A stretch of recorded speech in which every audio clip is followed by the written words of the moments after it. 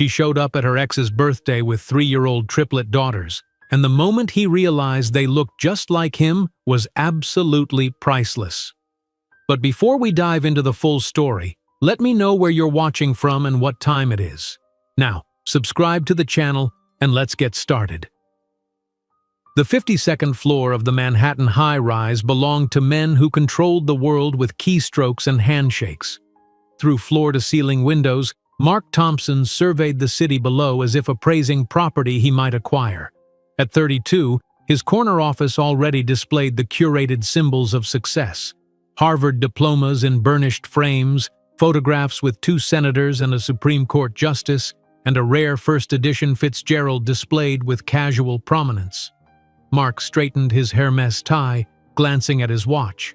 A Patek Philippe, understated enough for those who recognized true luxury. The October sunlight caught the gold links of his cufflinks as he reviewed quarterly projections that would make lesser investors salivate. "Mr. Thompson, your 3 o'clock is here," his assistant announced through the intercom. "Give me 2 minutes," he replied, voice crisp with authority. The Wall Street investment fund he directed was acquiring promising startups at an aggressive pace. Mark had earned his reputation by identifying opportunities and discarding problematic investments with unwavering precision.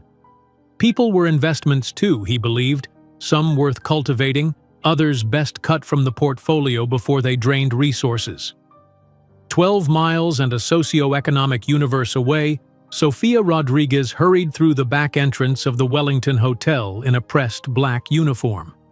At 26, her dark eyes held an intensity that belied her position as catering staff. The daughter of Mexican immigrants who had settled in Phoenix, Sofia had moved to New York 3 years earlier with dreams larger than her studio apartment in Queens. "Sofia, Station 3 needs refills," her supervisor barked as she tied her apron. "On it," she nodded, grabbing a tray of champagne flutes. Between morning shifts at a Wall Street coffee shop and evening catering gigs, Sofia attended night classes at the community college, stubbornly pursuing a business administration degree. Her textbooks, highlighted and annotated in meticulous handwriting, waited in her locker for the subway ride home. The benefit gala buzzed with New York's financial elite. Sofia moved efficiently between clusters of Armani suits and Chanel dresses, offering champagne with a practiced smile that never revealed her scrutiny of these powerful figures. She absorbed their conversations like a student: market trends, investment strategies, names of companies rising and falling. "Excuse me." A male voice cut through her concentration. Sofia turned to find a tall man with commanding blue eyes regarding her with unexpected interest. His tailored suit and confident stance marked him as someone accustomed to attention.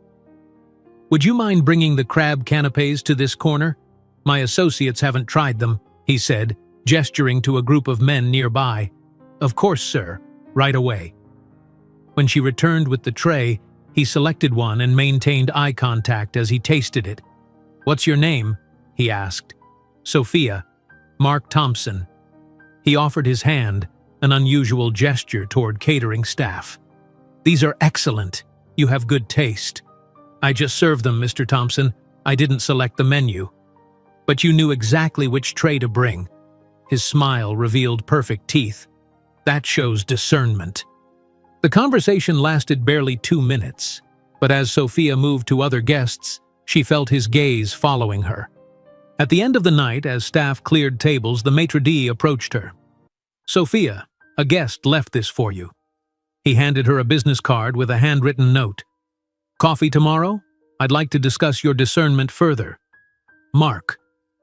A phone number was scrawled beneath.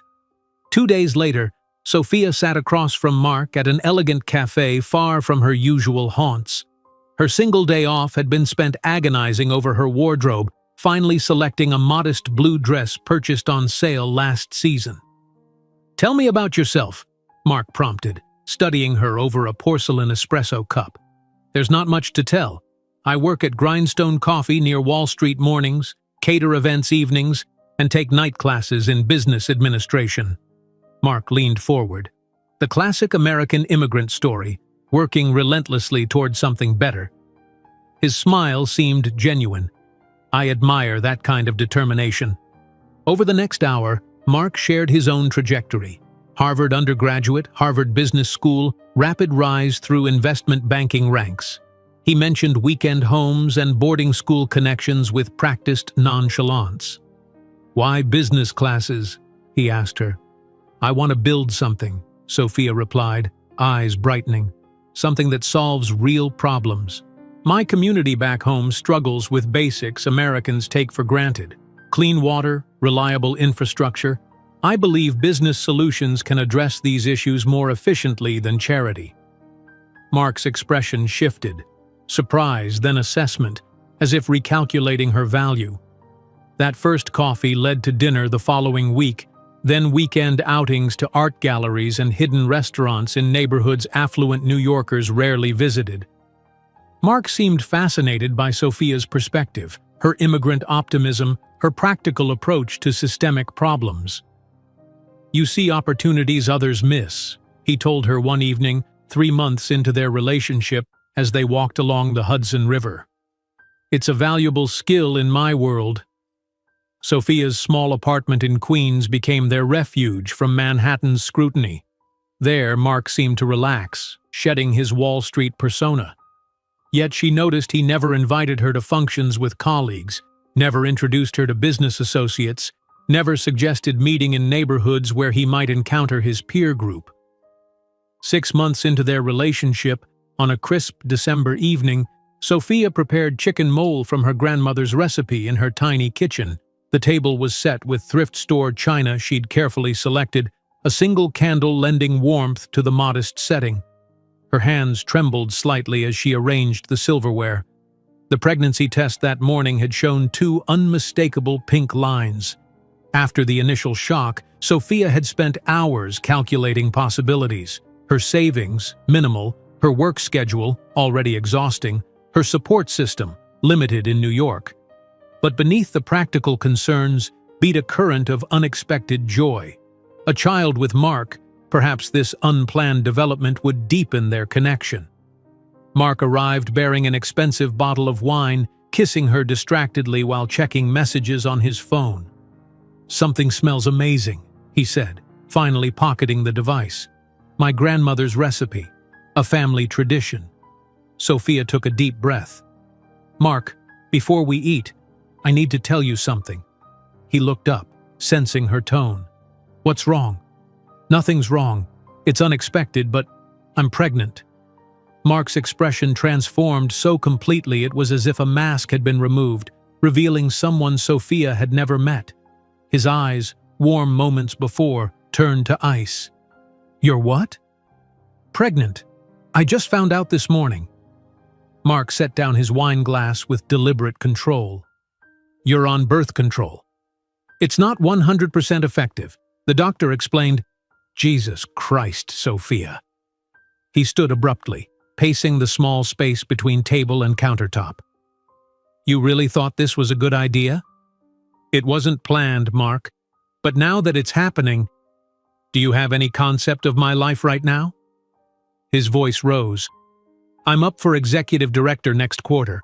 My 5-year plan does not include an unplanned pregnancy with a—" He stopped himself, but the unspoken assessment hung in the air. "With a what, Mark?" Sophia's voice was suddenly steady. "A barista? An immigrant?" "This is about timing and compatibility," he said, voice clinical now.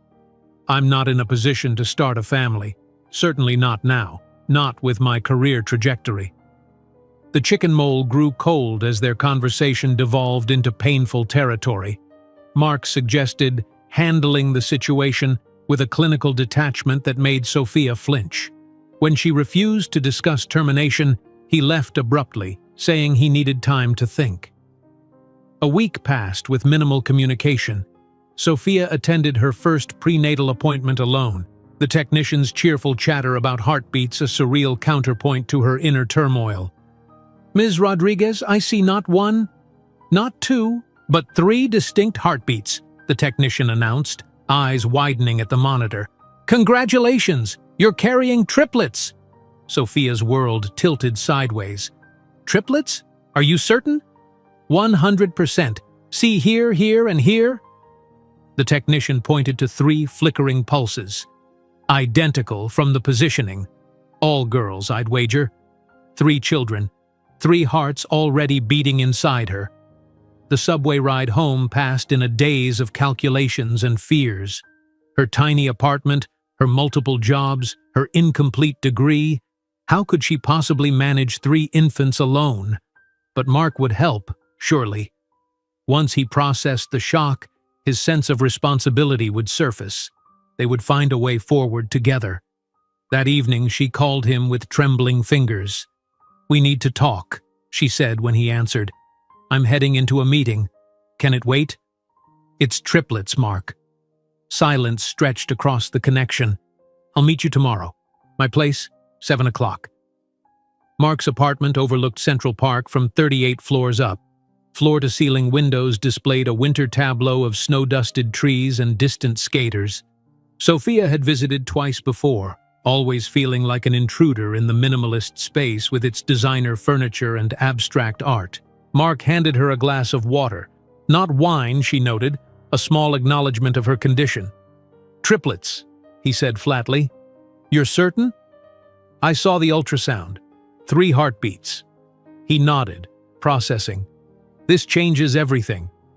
For one hopeful moment, Sophia thought he meant he was reconsidering, accepting their new reality.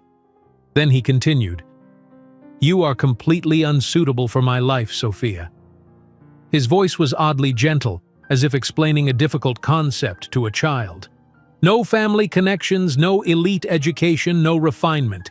It was entertaining while it lasted, but an immigrant without a Harvard degree will never be sufficient for a man of my caliber. And 3 babies?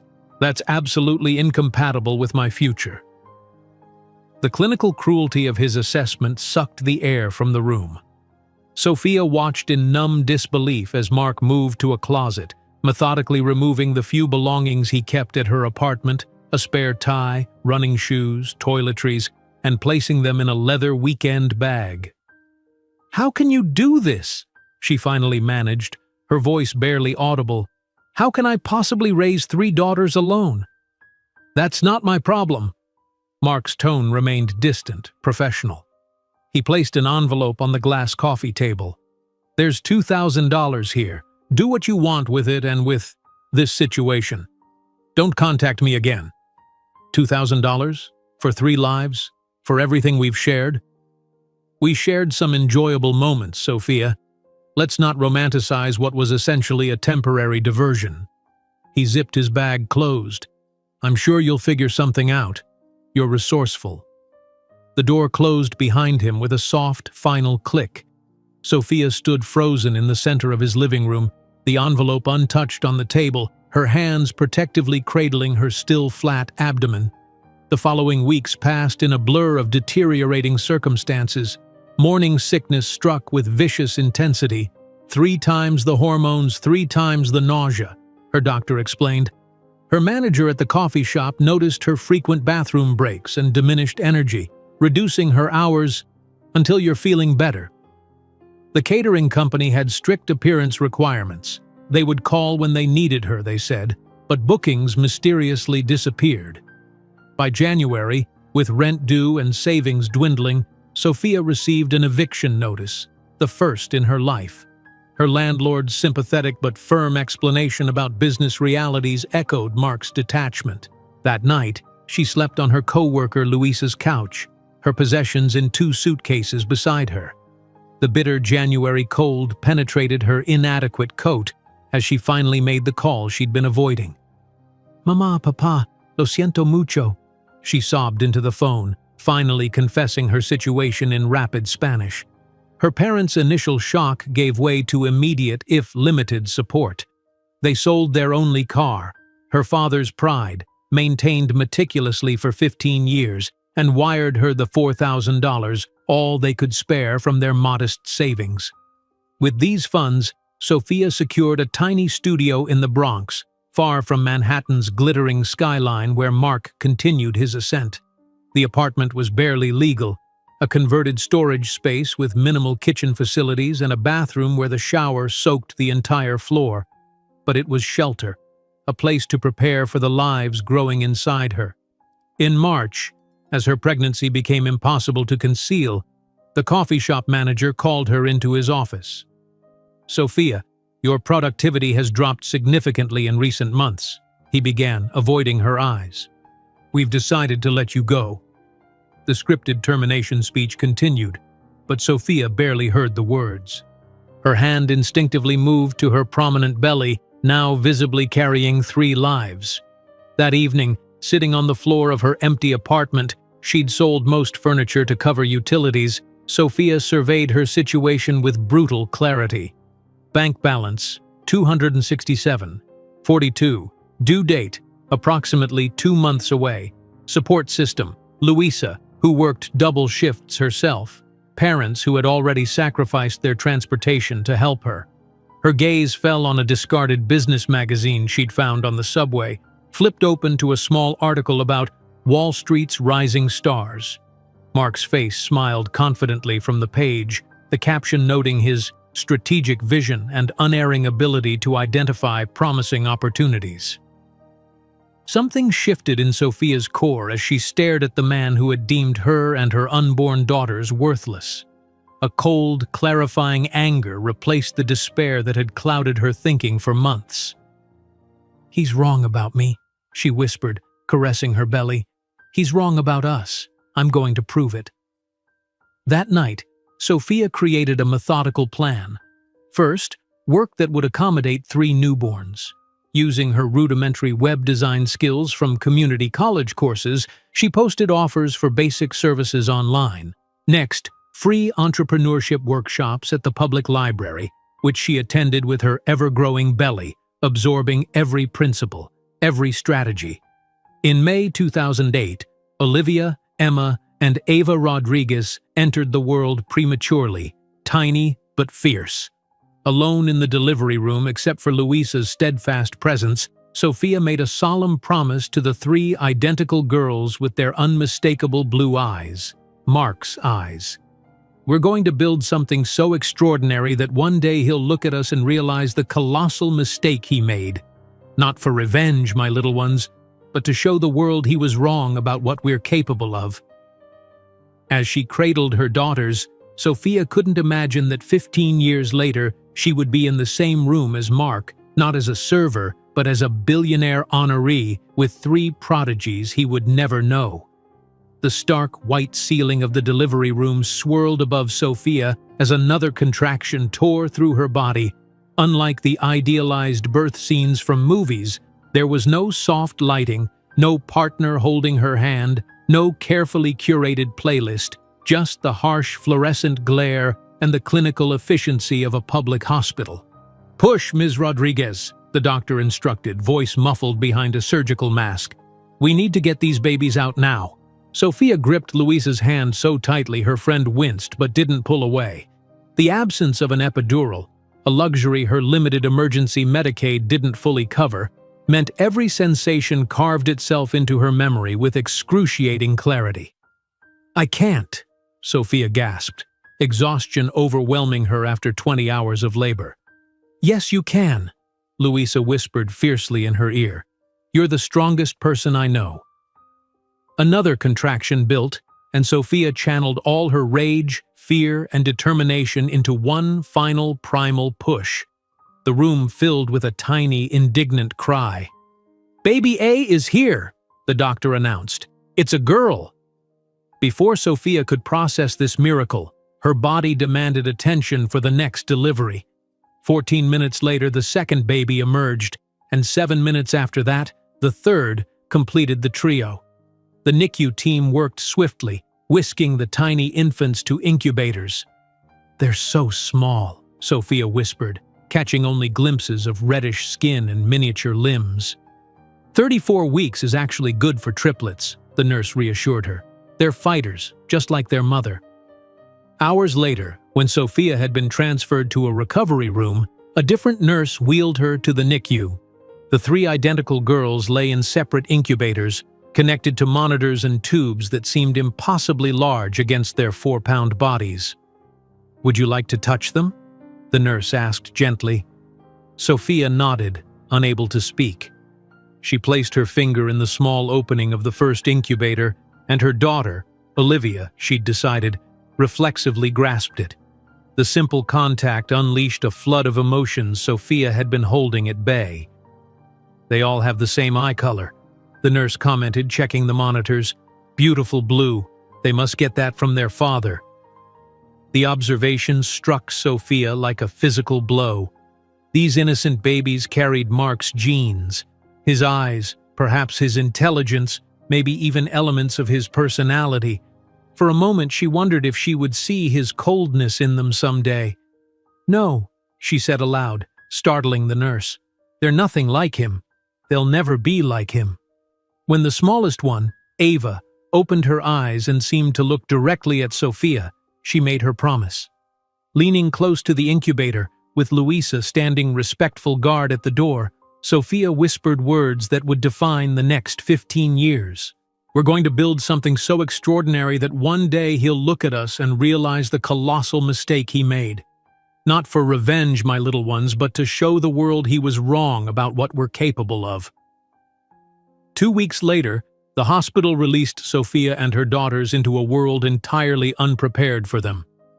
The tiny Bronx studio apartment had been transformed into a makeshift nursery with second-hand furniture and donated baby items. 3 bassinets, 1 proper one from Goodwill and 2 sturdy laundry baskets padded with blankets, lined the wall opposite her pull-out sofa bed. The first night alone was terrifying. Every squeak, every breath from the triplets sent Sophia rushing to check them. By morning, she had slept perhaps 45 minutes in total, her eyes burning from exhaustion as she tried to establish a feeding schedule for 3 newborns with her breast milk supply struggling to keep up. "One day at a time," she told herself, a mantra that would sustain her through the months ahead.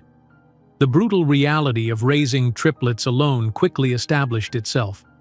Each day became an endless cycle of feeding, changing, soothing, and stealing moments to work on her fledgling web design business while the girls slept. She developed a rotation system. While one baby nursed, she would hold a second against her shoulder, with the third temporarily content in the bouncer seat rescued from a sidewalk-free pile. Sleep came in 90-minute increments at best. Her body ached constantly from contorting to care for multiple infants simultaneously. The small apartment filled with the smell of diapers, baby formula, to supplement her insufficient milk, and the instant coffee that kept her functioning. Her parents called daily from Phoenix, their voices tight with worry. "Mija, let us come help," her mother begged. "You can't leave Papa alone with his heart condition," Sophia reminded her. "And you both need to work. I'm managing." Managing was a generous description. When the triplets were 2 months old, the electric bill went unpaid because Sophia had to choose between electricity and the specialized formula Ava needed for her reflux issues. A sympathetic social worker helped her apply for WIC benefits, but the bureaucracy moved slowly, and hunger didn't wait for paperwork. The laptop became her lifeline. While the babies slept, Sophia hunched over the keyboard, teaching herself HTML and basic CSS through free online tutorials. Her first client, the owner of a small florist shop who needed a simple website, paid her $100, a sum that felt like a fortune as it covered a week of diapers and formula. Summer brought suffocating heat to the poorly ventilated apartment. Without air conditioning, Sophia kept the babies in nothing but diapers, using a spray bottle to mist their skin hourly. She lost 15 pounds she couldn't afford to lose, her clothes hanging from a frame already depleted by the demands of nursing 3 infants. By fall, Sophia had established a precious routine. Each morning she loaded the triplets into a second-hand triple stroller, a miraculous find from an online parents group, and walked to the public library. There, in the blessed air conditioning, she could access faster internet while the babies napped in their stroller. The librarians, initially wary of the potential disruption, became allies when they saw Sophia's determination, often holding a fussy baby so she could complete a project deadline. "What are you working on today?" Ms. Gladwell, the head librarian, would ask, gently bouncing Emma on her hip. "Learning JavaScript," Sophia would answer, eyes never leaving the screen. "It'll help me build more interactive websites." At night, when the babies finally slept, Sophia devoured business books, absorbing principles of entrepreneurship, marketing, and financial management. She filled notebooks with plans and ideas, refusing to let exhaustion dim her ambition. The triplets grew at an astonishing pace, developing distinct personalities despite their identical appearance. Olivia, the firstborn, watched everything with intense focus. Emma vocalized constantly, experimenting with sounds. Ava, the smallest, observed quietly before attempting any new skill, but once mastered, executed it perfectly. When winter arrived, bringing bitter cold to New York, disaster struck.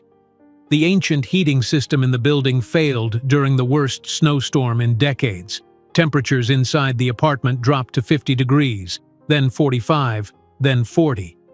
3 days minimum for repairs, the superintendent informed her apologetically. "The part has to come from Pennsylvania, and the roads are closed." That night, Sophia gathered every blanket and piece of clothing she owned, creating a nest on her pull-out bed. She placed the triplets against her body, using her own warmth to keep them comfortable, rotating them throughout the night so each had turns in the warmest central position. For 3 nights, they survived this way.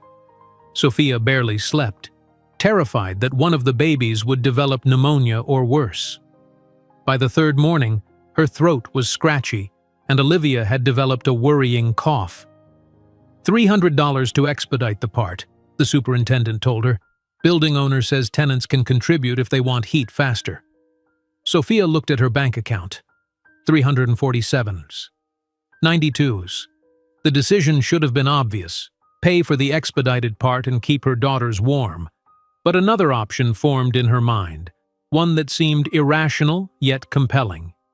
That afternoon, while the triplets napped under every blanket available, Sophia purchased an advanced web development course online for $299. Instead of buying immediate warmth, she invested in her future ability to provide. That night, as they huddled together against the cold, Sophia whispered to her daughters, "This sacrifice will be worth it. We're investing in our independence." She boiled water on the gas stove continuously, creating steam to warm the apartment and ease Olivia's cough.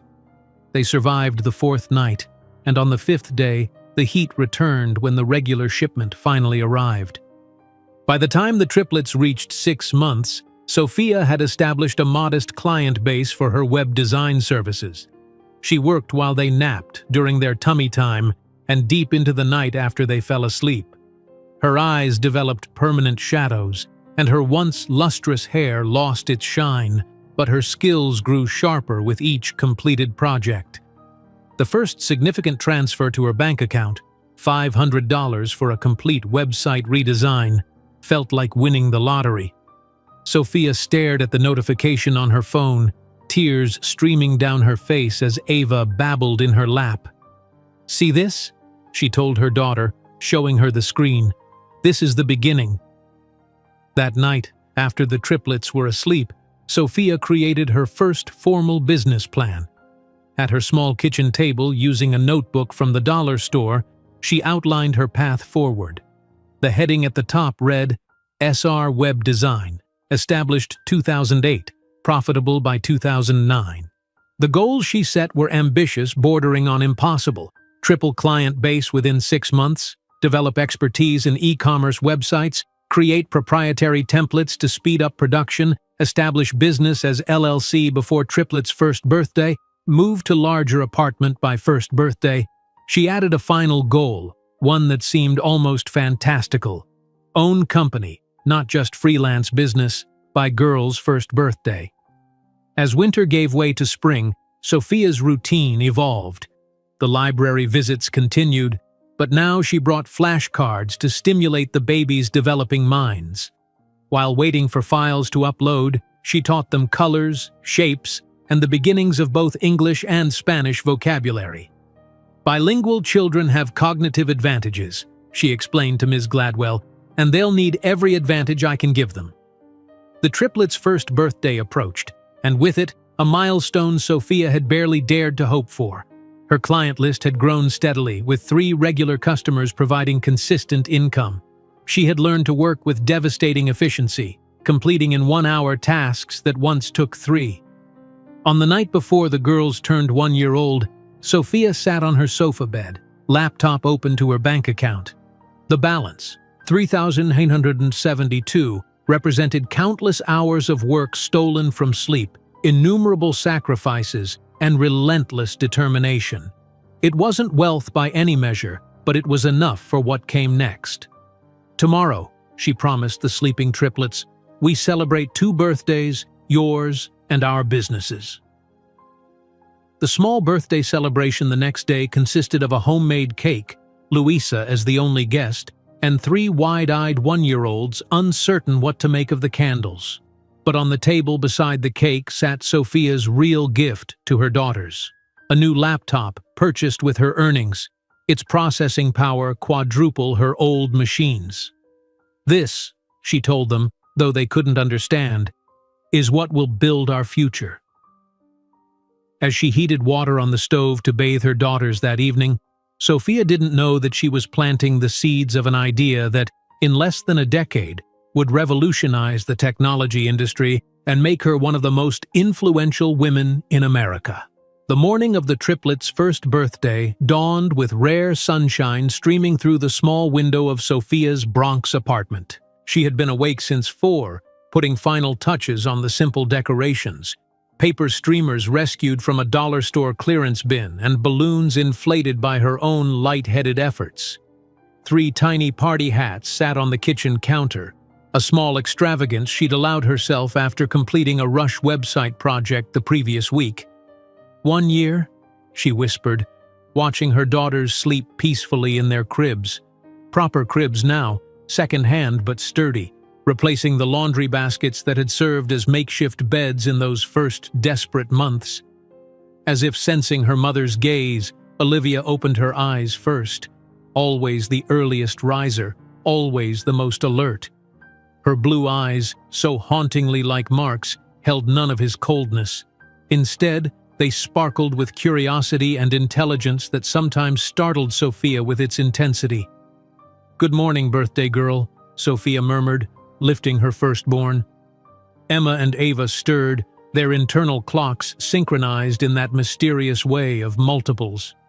Within moments, all 3 were awake, babbling their morning greetings in a mixture of recognizable words and invented language.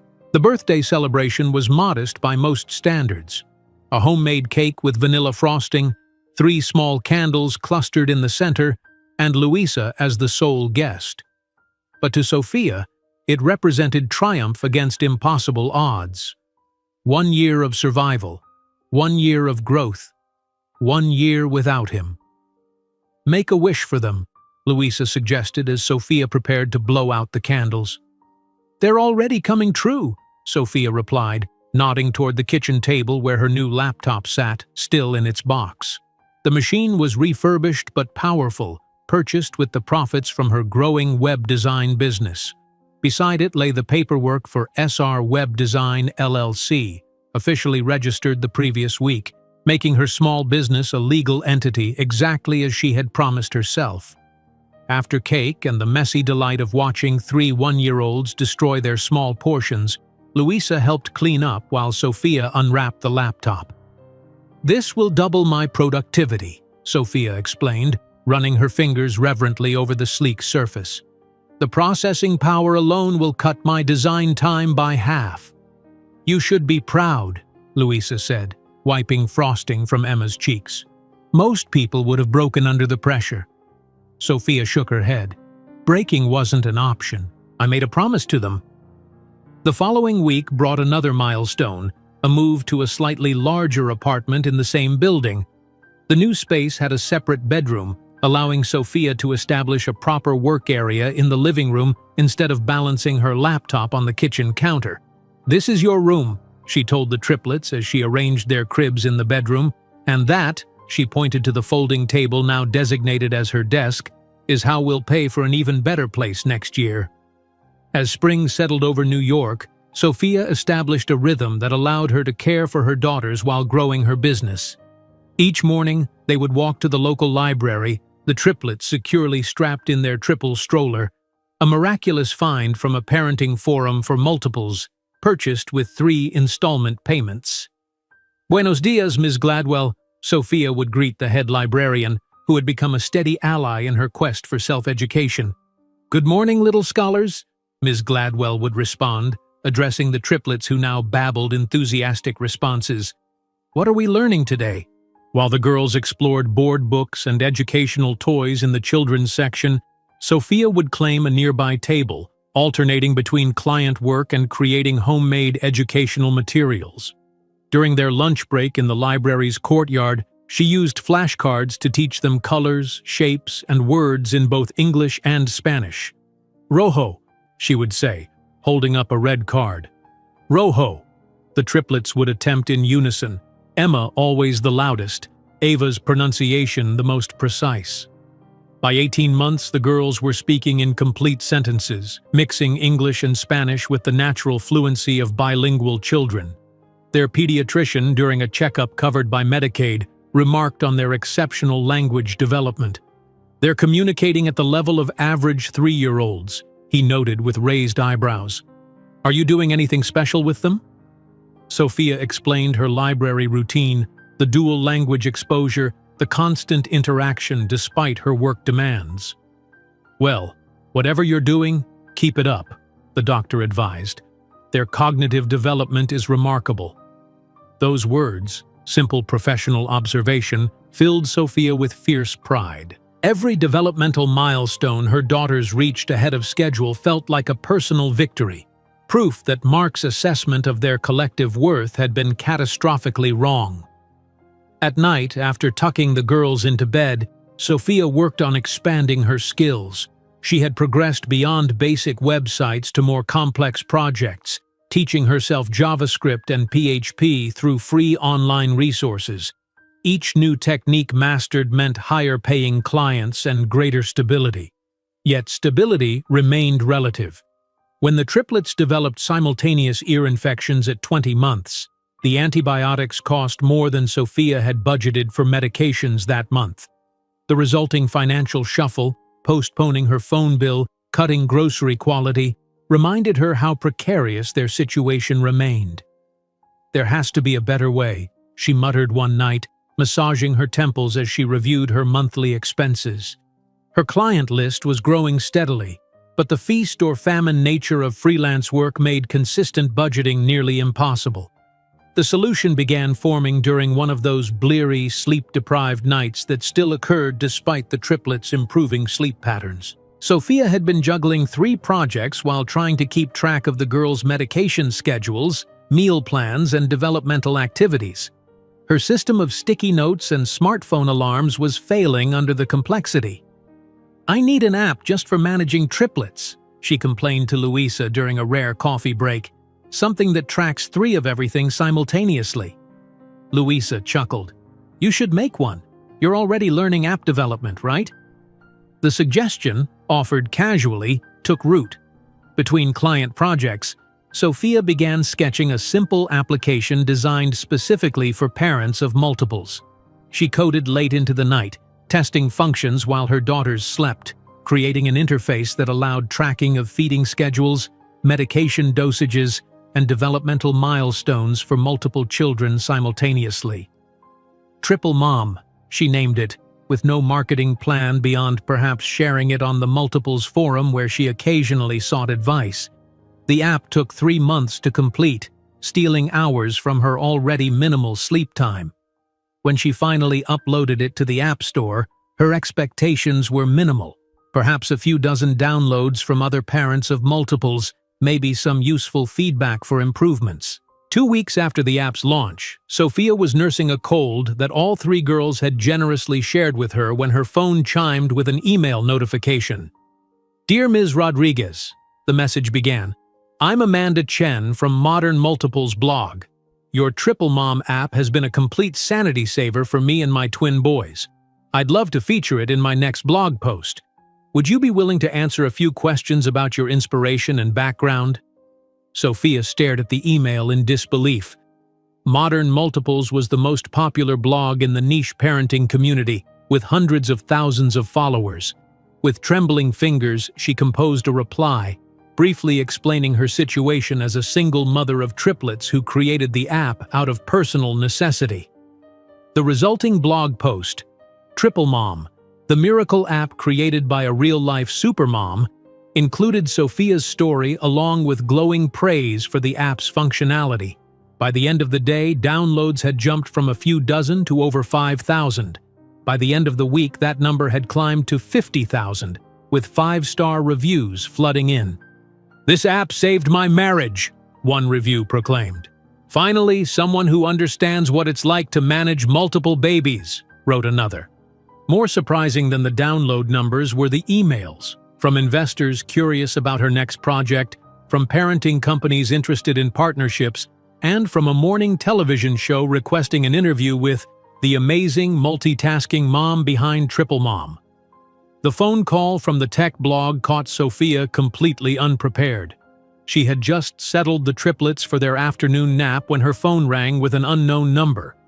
"Is this Sofia Rodriguez, developer of Triple Mom?" a professional voice inquired.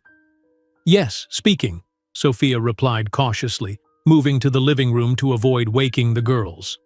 "This is David Mercer from Tech Insight. We're doing a feature on breakthrough apps by independent developers, and yours has caught our attention. Are you available for a brief interview?" Sophia's heart raced. Tech Insight was a respected industry publication, not a parenting blog. "Yes, of course," she managed, smoothing her unwashed hair reflexively though the caller couldn't see her. The interview focused on the technical aspects of the app, her development process, the challenges of coding while parenting, her background in web design. When David asked about her formal education in computer science, Sophia hesitated before admitting she was entirely self-taught. "Impressive," he commented. "Most successful apps we cover come from developers with formal training. What's next for Triple Mom?" The question caught her off guard. She hadn't planned beyond the initial release, hadn't dared to imagine a next. Expansion to include features for larger multiple births, quadruplets, quintuplets, she improvised, and perhaps a version specifically for multiples with special needs.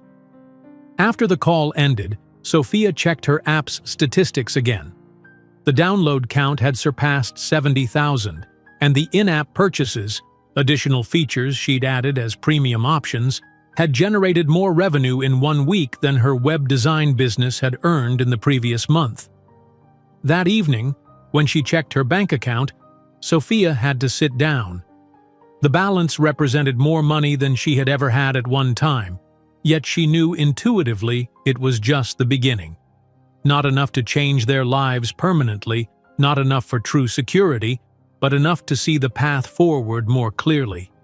The following morning, an email arrived that would alter their trajectory decisively. The subject line read, "Invitation to Minority Start Incubator Program." "Dear Ms. Rodriguez," the email began, "your application to the Minority Start Incubator Program has been accepted. We offer 6 months of mentorship, workspace, and potential seed funding to promising entrepreneurs from underrepresented backgrounds.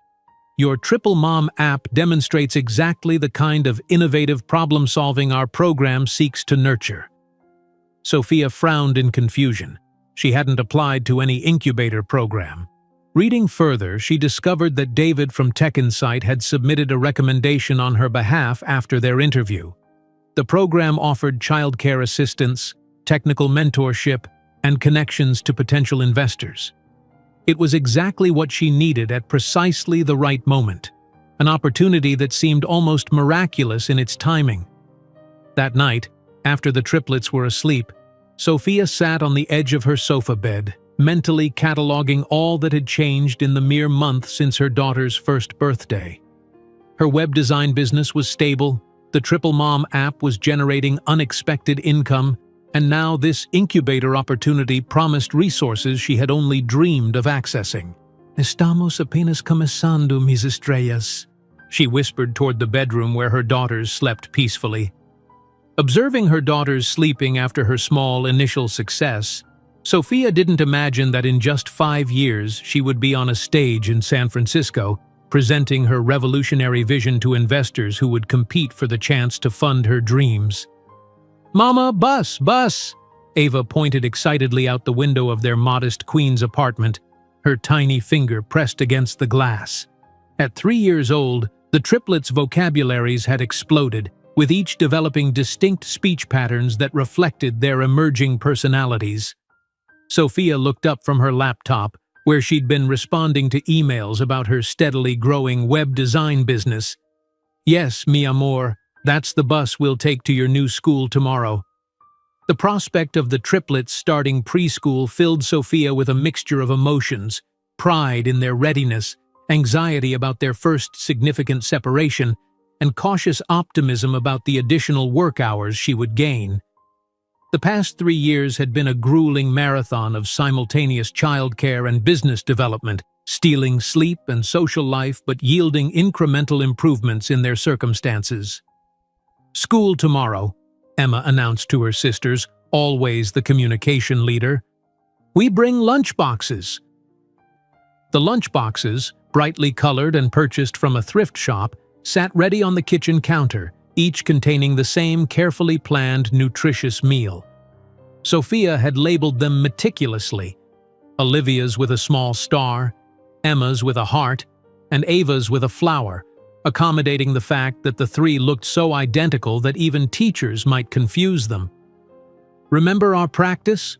Sophia asked, closing her laptop to focus on this important preparation. "Say our names when asked," Olivia recited seriously. At just past 3, she already spoke with remarkable clarity and showed a natural inclination toward order and routine. The next morning arrived with the controlled chaos that defined their household. Sophia had been awake since 5, preparing for this momentous day, setting out tiny outfits, double-checking paperwork, and rehearsing the drop-off procedure she'd learned during orientation. By 7:30, the 4 Rodriguez women were walking toward the bus stop, the triplets in matching blue dresses, their dark hair neatly braided. Bright beginnings. Preschool occupied the renovated ground floor of a former factory building. Its cheerful yellow door and playground equipment presented a welcoming facade that did little to ease Sophia's anxiety as she led her daughters inside. "You must be the Rodriguez family," a warm-voiced teacher greeted them. "I'm Ms. Patel. We're so excited to have triplets joining us." The girls, usually outgoing at the library and park, clung momentarily to Sophia's legs before curiosity overcame their hesitation. A reading corner with colorful books proved irresistible, and soon they were exploring with tentative excitement. "They'll be fine," Ms. Patel assured Sophia, who lingered by the door. "The first day is always harder on parents than children." With a final wave, Sophia departed, the unfamiliar silence surrounding her both liberating and disorienting. For the first time in over 3 years, she had 6 uninterrupted hours to focus solely on work, a luxury that felt almost decadent. She spent the morning at the local coffee shop, powering through client projects with an efficiency that surprised even her. Without constant interruptions to wipe noses, referee disputes, or answer endless why questions, her productivity nearly doubled. By pickup time, she had completed work that would normally have taken 2 days. The reunion with her daughters brought enthusiastic hugs and a torrent of overlapping stories about their day. Their excitement continued through dinner, bath time, and story time until exhaustion finally claimed them. Only then did Sophia notice the folded note in Emma's backpack. "Ms. Rodriguez," it read. "Could you please come 15 minutes early tomorrow for a brief meeting with the director? Thank you, Ms. Patel." Anxiety clutched at Sophia's throat. Had something gone wrong? Had the girls misbehaved? Had she forgotten some crucial paperwork? The questions plagued her until morning when she arrived at the school precisely 15 minutes before the regular drop-off time. The director, Dr. Winters, welcomed her into a small office decorated with children's artwork. "Thank you for coming early, Ms. Rodriguez. Please sit down." "Is everything all right?" Sophia asked, perching on the edge of a chair. "Did something happen yesterday?" Dr. Winters smiled reassuringly. "Everything is more than all right. That's why I wanted to speak with you." She opened a folder on her desk. "Your daughters completed our standard developmental assessments yesterday, and the results are remarkable." She turned the folder so Sophia could see 3 nearly identical assessment forms, each marked with scores far above the expected range for 3-year-olds. "Your daughters have capacities we rarely see. They're already reading at a 3rd-grade level, their numerical understanding is advanced, and their social-emotional development is equally impressive. Simply put, they're extraordinarily gifted." Pride swelled in Sophia's chest, temporarily displacing her anxiety. "They love books. We go to the library almost every day, and they're like sponges with information. What you've accomplished with them is exceptional, especially as a single parent," Dr. Winters continued. "We'd like to suggest a more challenging curriculum for them, perhaps even consideration of skipping a grade when they enter elementary school." The conversation shifted to educational options, enrichment activities, and potential scholarships for gifted programs. By the time Sophia left the office to drop off her daughters, her mind was spinning with possibilities she'd never considered. That evening, after the triplets were asleep, Sophia sat at her small desk, researching educational approaches for gifted children.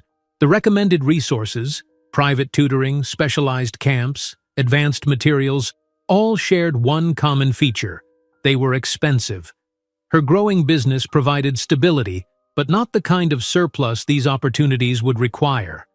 Her phone chimed with an email notification, temporarily diverting her attention from educational concerns. The message from her largest client was brief and unexpected. "Due to company restructuring, we'll be bringing all web design in-house effective immediately. Thank you for your services to date." Sophia stared at the screen, calculating rapidly. This client represented nearly 30% of her monthly income. The loss would mean immediate cutbacks, perhaps moving to a smaller apartment, definitely canceling the girls' upcoming swimming lessons, possibly even returning to the food assistance program she'd proudly left 6 months earlier. Sleep eluded her that night as she wrestled with this setback, revising budgets and brainstorming new client acquisition strategies. By morning, she had formulated a plan to contact 15 potential new clients by week's end, but the anxiety remained. Her daughters deserved better than this constant financial precarity. 2 months later, with the immediate crisis managed through ruthless budgeting and 3 new smaller clients, Sophia received news that would alter their trajectory. Her parents called from Phoenix with an unexpected proposal. They had scraped together enough airline miles for 4 tickets to visit them in Mexico, where they were staying with family for 3 months.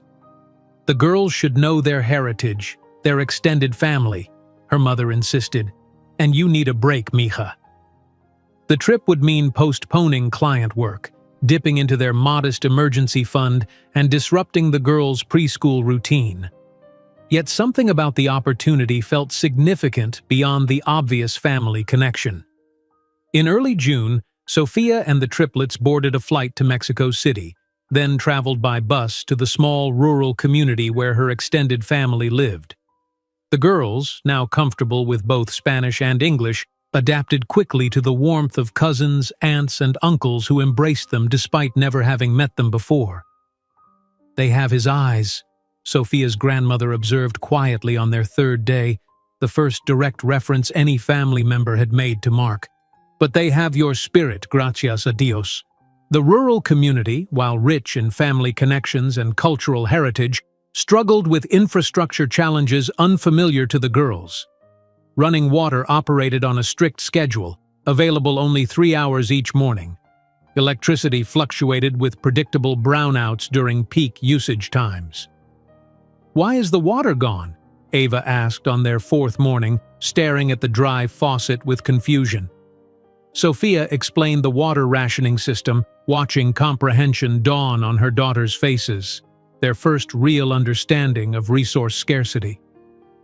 2 weeks into their visit, Sophia accompanied her uncle to a neighboring village where a prolonged drought had created a water crisis. Women and children walked miles carrying containers to a central distribution point where government trucks delivered potable water weekly. "This happens every year now," her uncle explained as they observed the long line. "The climate changes, the wells dry up earlier, and the government response is always too little, too late." The contrast struck Sophia forcefully. Just 20 miles away, at a tourist resort visible on the hillside, sprinklers maintained lush golf courses and infinity pools sparkled in the sunlight. The inequity was neither subtle nor complicated. It was simply accepted as the natural order. That night, while the triplets slept deeply in the unfamiliar but comforting embrace of family, Sophia sat outside under the stars, her laptop open to research pages about water filtration systems. What had begun as idle curiosity transformed into focused investigation as she discovered the complex interplay of technology, economics, and access that determined who had clean water and who did not. By the time they returned to New York 2 weeks later, Sophia had filled a notebook with ideas, sketches, and questions about water purification technology. The business pivot wasn't immediately obvious. She remained a web designer by trade and training. But the seed had been planted. Over the following months, as the triplets thrived in their preschool program, Sophia devoted every spare moment to learning about water filtration. Without engineering credentials, she relied on free online courses, library books, and increasingly, direct outreach to experts willing to answer questions from an earnest self-learner. The first prototype materialized on their kitchen table, a crude arrangement of readily available materials assembled according to principles Sophia had absorbed from dozens of research papers and tutorials. The triplets, now approaching 5 years old, watched with fascination as she tested different configurations. "What are you making, Mama?" Olivia asked, standing on tiptoe to peer at the contraption. "A machine to clean dirty water," Sophia explained, adjusting a filter component. "In Mexico, remember how Tia Maria had to walk far for clean water? I'm trying to make something that could help people like her." The first attempt failed spectacularly, producing water that looked cleaner but failed basic safety tests Sophia had purchased online. Frustration threatened to derail the project until an unexpected connection emerged through a web design client, a retired engineering professor who had worked on water systems in developing countries. "Your approach has merit," Professor Chen told her during their first video call after reviewing photos of her prototype. "But you're missing some fundamental principles of filtration sequencing." With his guidance, Sophia refined her design, learning through trial and error, each failure teaching valuable lessons. The triplets became unofficial lab assistants, their natural curiosity and surprising dexterity making them helpful partners in the experimental process. "Try this one, Mama," Emma suggested one evening, rearranging filter elements in a configuration Sophia hadn't considered. To everyone's surprise, it improved flow rate significantly. 10 iterations later, with Professor Chen's continued mentorship, Sophia's kitchen table prototype successfully transformed visibly contaminated water into a product that passed home safety tests. The device used readily available materials, required no electricity, and could be assembled with basic tools, all critical factors for implementation in resource-limited settings. "You should enter this in the MIT Water Innovation Prize," Professor Chen suggested during their weekly video consultation. "The deadline is next month." Sophia hesitated, reviewing the competition requirements on her laptop. "It says most entries come from research universities or established startups. I don't have any formal qualifications." "You have a working prototype that costs 1/3 of comparable solutions," he countered. "That speaks louder than credentials." The application process tested Sophia's resolve. Each form field requesting institutional affiliations or academic credentials reminded her of her outsider status. The section titled Team Composition particularly stung. Her team consisted of herself, 3 preschoolers, and a retired professor volunteering his time. At 3 in the morning, with the submission deadline hours away, Sophia nearly abandoned the application. What place did a self-taught web designer have in a prestigious MIT competition? The cursor hovered over the cancel button as doubt crept in. Then her gaze fell on a family photo taped to her desk, the triplets on their first day of preschool, their matching outfits and confident smiles evidence of how far they'd come from those desperate early days. Mark's words echoed in her memory. An immigrant without a Harvard degree will never be sufficient.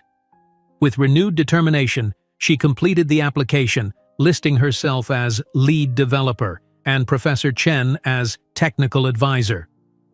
In the project description, she emphasized the practical applications and cost advantages rather than technical sophistication, playing to her prototype's strengths. 2 weeks later, the email arrived. Congratulations! Your project Access Water has been selected as a finalist in the MIT Water Innovation Prize competition. Please prepare a 10-minute presentation for the judging panel on April 15th. The MIT campus intimidated Sophia with its imposing architecture and evident prestige.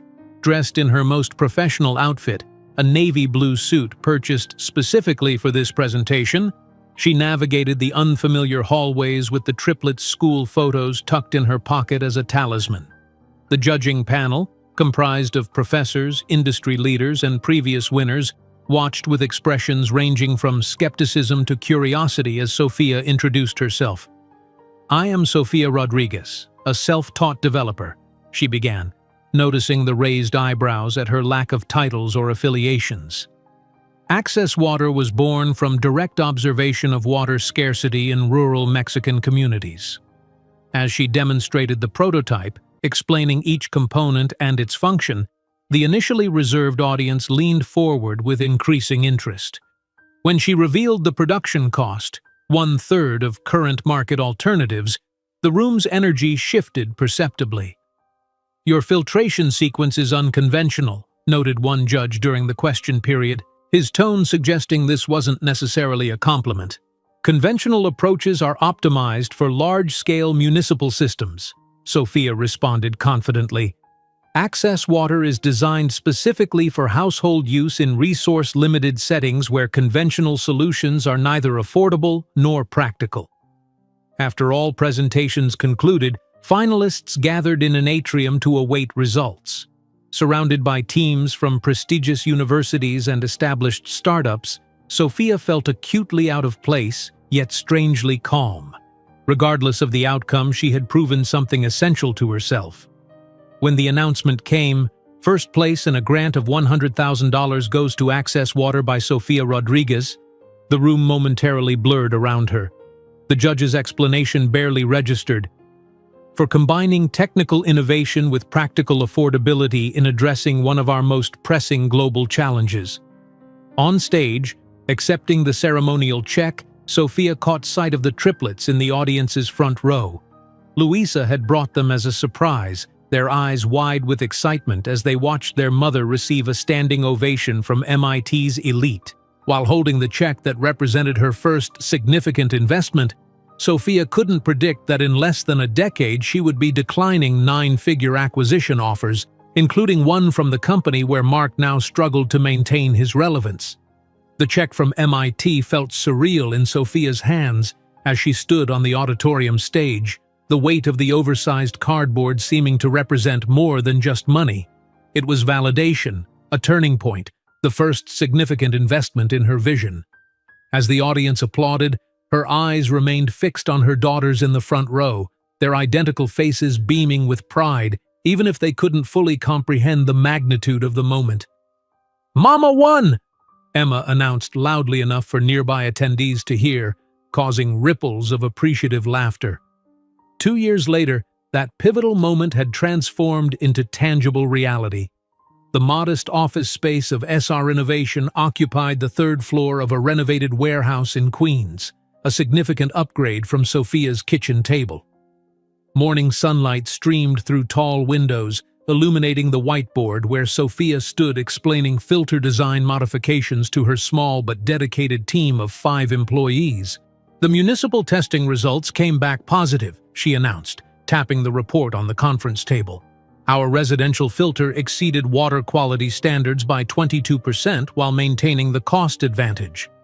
The team, 2 engineers Sophia had hired with the MIT prize money, a marketing specialist who'd taken equity in lieu of full salary, and 2 recent engineering graduates from City College, broke into spontaneous applause.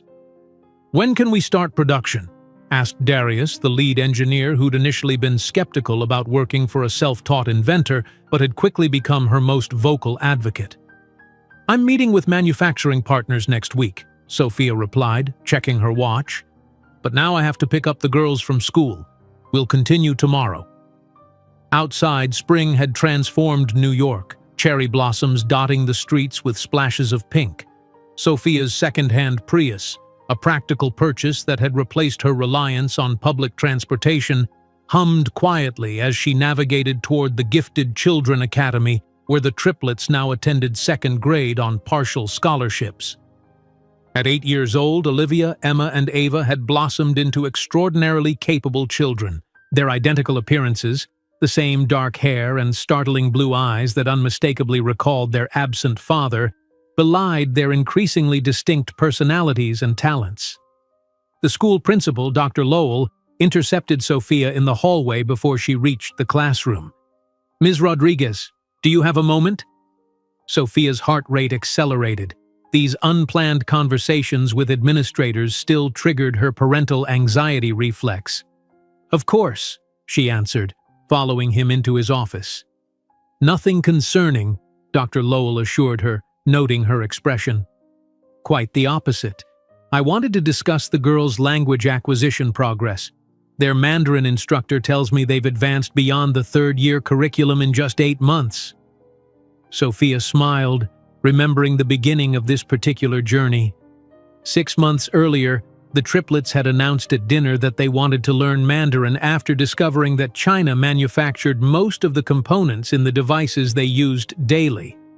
"We should understand the language if we're going to work with Chinese suppliers someday," Olivia had explained with the matter-of-fact logic that characterized her approach to the world. Rather than enrolling them in expensive language classes, Sophia had found free online resources, scheduling 30 minutes of language practice every evening. Within weeks, the girls were teaching each other, competing to master pronunciation and characters with the playful intensity they brought to all intellectual challenges. "They're teaching themselves, honestly," Sophia admitted to Dr. Lowell. "I just provide the resources." "That's precisely what makes them extraordinary," he replied. "They have an intrinsic drive that can't be taught. They've been helping the other students during Mandarin class, essentially peer teaching." As they continued discussing educational options, Sophia's phone vibrated with an email notification from a venture capital firm she'd pitched the previous month. She resisted the urge to check it immediately, focusing on the principal's recommendations for advanced placement testing. Later that evening, with the triplets absorbed in their homework at the kitchen table of their modest but comfortable apartment, Sophia finally opened the email. "We're pleased to offer SR Innovation an initial investment of $1 million, it began, outlining terms that valued her company at $5 million, a figure that made her breath catch. "Mama, your face looks funny," observed Ava, the most perceptive of the 3. "Is something wrong?" Sophia blinked back unexpected tears. "No, mi amor.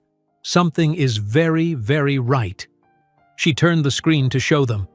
"Remember how I explained what investors are? Well, some very smart people want to invest in our company." "Our company?" Emma repeated, eyes widening. "Yes, ours. Everything I build is for us, for our future." That night, after the girls were asleep, Sophia sat on her balcony overlooking the quiet street, allowing herself a rare moment of reflection. The journey from desperate single mother to founder of a promising startup had been neither straight nor easy.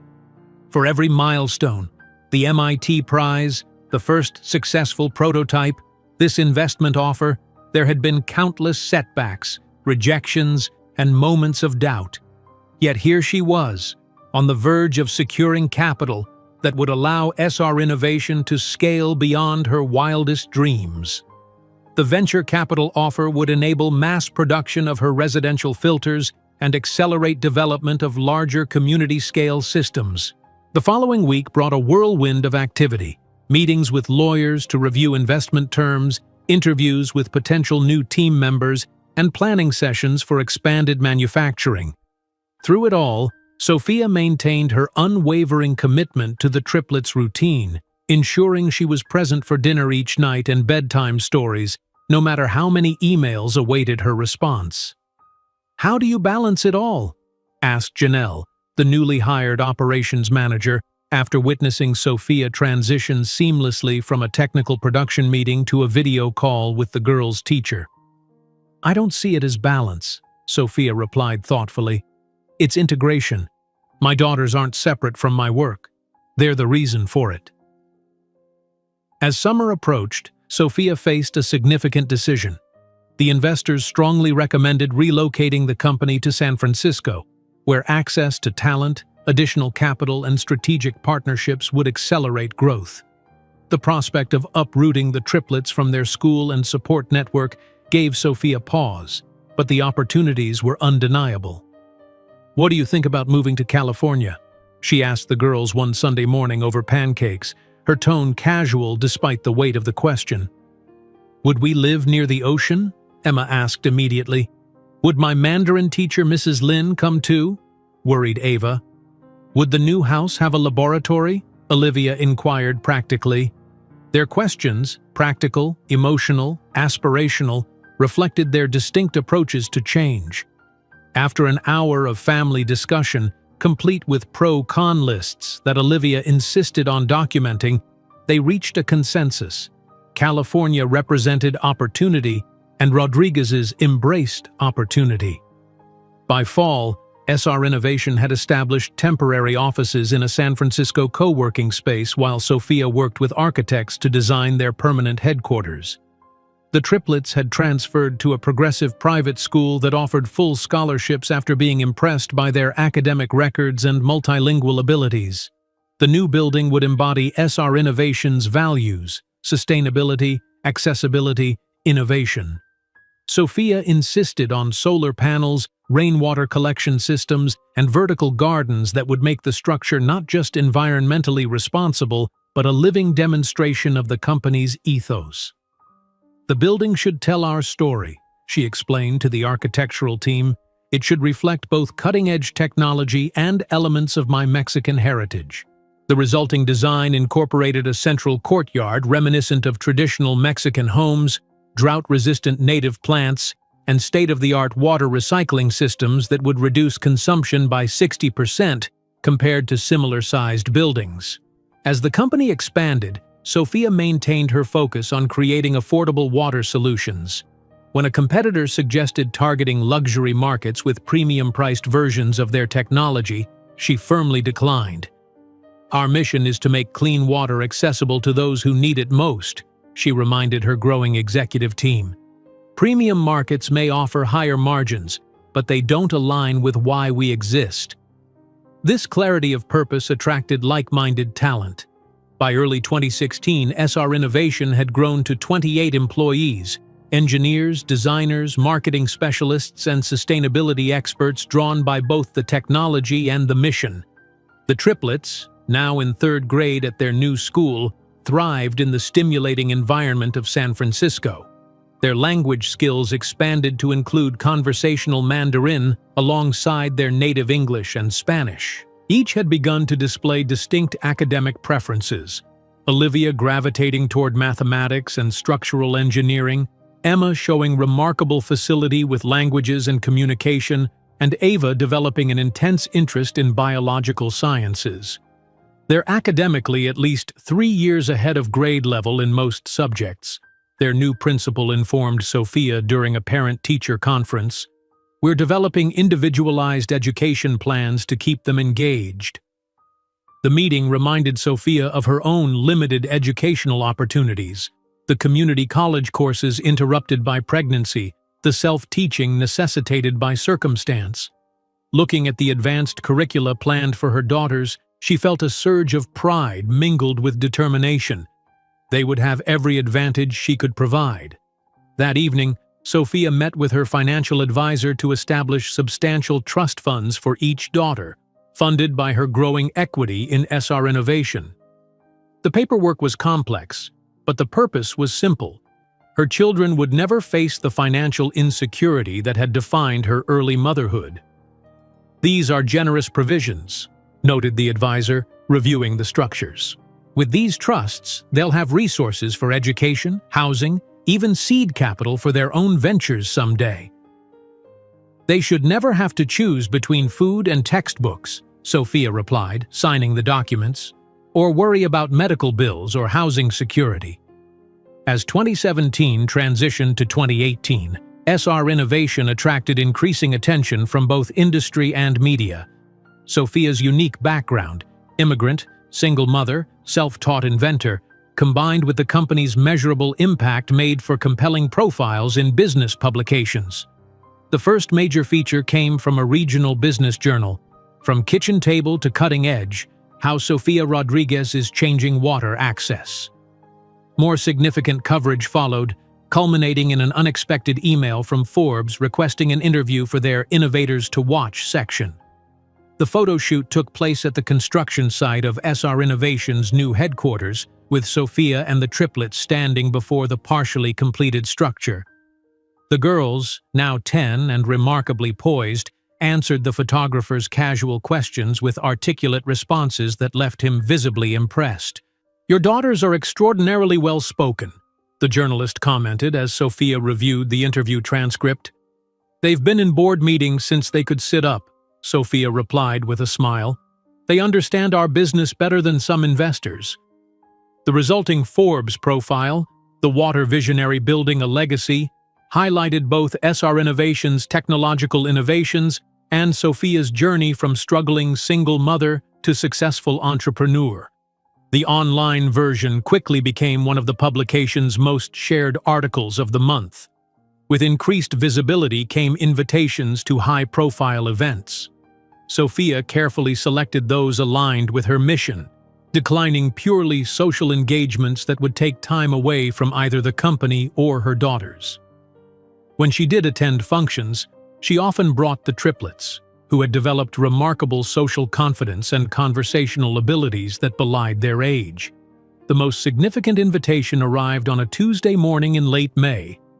The World Economic Forum is pleased to invite Sofia Rodriguez to speak on the panel Innovation for Global Water Security at our upcoming special session in Davos, Switzerland. Sophia stared at the email in disbelief.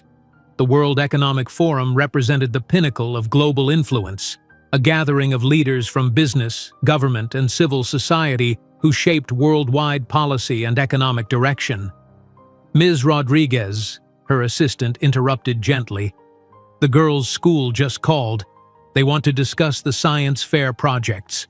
Apparently, the triplets have proposed something involving water purification at an advanced level that's causing some confusion among the faculty." Sophia laughed, the tension of the momentous email breaking. "Tell them I'll call back in an hour. And Jennifer? Book 4 tickets to Davos for the forum dates. The girls are coming with me." In the weeks leading up to the forum, Sophia prepared meticulously for her panel presentation, practicing with the triplets as her critical audience. "Mama, you need to explain the social impact more clearly in the third section," Emma suggested during one rehearsal. "Use specific examples from Mexico." "And the economic benefits need more concrete numbers," added Olivia, always focused on quantifiable results. Their arrival in Davos created a minor sensation. The striking entrepreneur and her 3 identical daughters, all dressed in coordinated outfits that blended professional polish with their age-appropriate style. Sophia had deliberately chosen clothing that incorporated subtle elements of Mexican design, honoring her heritage on this global stage. The moment before taking the stage for her panel, Sophia experienced a flash of imposter syndrome, a momentary return of the insecurity that had plagued her early days. Looking out at the audience of world leaders and influential figures, she briefly wondered if she belonged. Then she spotted her daughters in the front row, their expressions conveying absolute confidence in her abilities, and the doubt vanished. Her presentation, powerful, passionate, and precisely articulated, earned the panel's only standing ovation. "Your perspective on accessible innovation is refreshing," commented the CEO of a major European utility during the reception afterward. "Most technological discussions here focus on profit potential first, impact second. In my experience, meaningful impact creates sustainable profit," Sophia replied. "Short-term profit without impact is ultimately a failed investment." As potential partners and investors approached her throughout the evening, Sophia made sure to include her daughters in conversations when appropriate, proudly watching them engage with global leaders with poise beyond their years. On the plane ride home across the Atlantic, while her daughters slept and she reviewed partnership proposals from international organizations, Sophia couldn't imagine that her next major achievement would come during a global pandemic that would test companies worldwide and catapult SR innovation to an entirely new level. The private jet banked gently over the Atlantic seaboard, the coastline coming into view as Sophia closed the folder containing partnership proposals from 3 different international development agencies. Each offered significant resources to expand SR Innovation's reach into regions struggling with water security. The negotiations at Davos had exceeded her expectations, opening doors that once seemed permanently closed to someone with her background. In the cabin, the triplets slept peacefully, exhausted from the intellectual stimulation of the World Economic Forum. At 10 years old, they had held their own in conversations with CEOs and heads of state, impressing even the most hardened executives with their articulate insights and multilingual abilities. Sophia studied their faces, still identical yet increasingly distinct in expression, even in sleep. Emma's slight smile suggested pleasant dreams, while Olivia's furrowed brow hinted at problem-solving continuing even in slumber. Ava's peaceful countenance reflected her naturally contemplative nature. As the plane began its descent into San Francisco, Sophia's phone chimed with an email notification. The subject line caused her breath to catch: SR Innovation, Formal Investment Offer. The message was from Horizon Ventures, a prestigious venture capital firm that had been courting SR Innovation for months. The terms outlined a $5 million investment at a valuation that exceeded Sophia's most optimistic projections. This wasn't merely capital, it was validation on a scale she had barely dared to imagine when working at her kitchen table just a few years earlier. "Ladies, we're beginning our descent into San Francisco. Please return to your seats and fasten your seatbelts," the pilot announced, gently waking the triplets. "Are we home, Mama?" Ava asked, blinking away sleep. "Almost," Sophia smiled, tucking away her phone. The news could wait until they were settled. "And I think we have something to celebrate tonight." 2 months later, Sophia stood in the cavernous space that would become SR Innovation's permanent headquarters, surrounded by construction workers, architects, and her expanding executive team. The investment from Horizon Ventures had accelerated their timeline dramatically, allowing them to purchase rather than lease their facility, a former manufacturing building in an up-and-coming area of San Francisco. "The solar panel installation begins next week," the sustainability director explained, pointing to the expansive roof. "With the rainwater catchment system, we'll be able to demonstrate our commitment to conservation right in our own building." "And the testing laboratory?" Sophia asked, consulting the blueprints spread across a makeshift table. "East Wing, as requested, state-of-the-art equipment with space for future expansion." As the team discussed technical specifications, Sophia's mind drifted momentarily to the triplets, who were spending the day at a special mathematics enrichment program.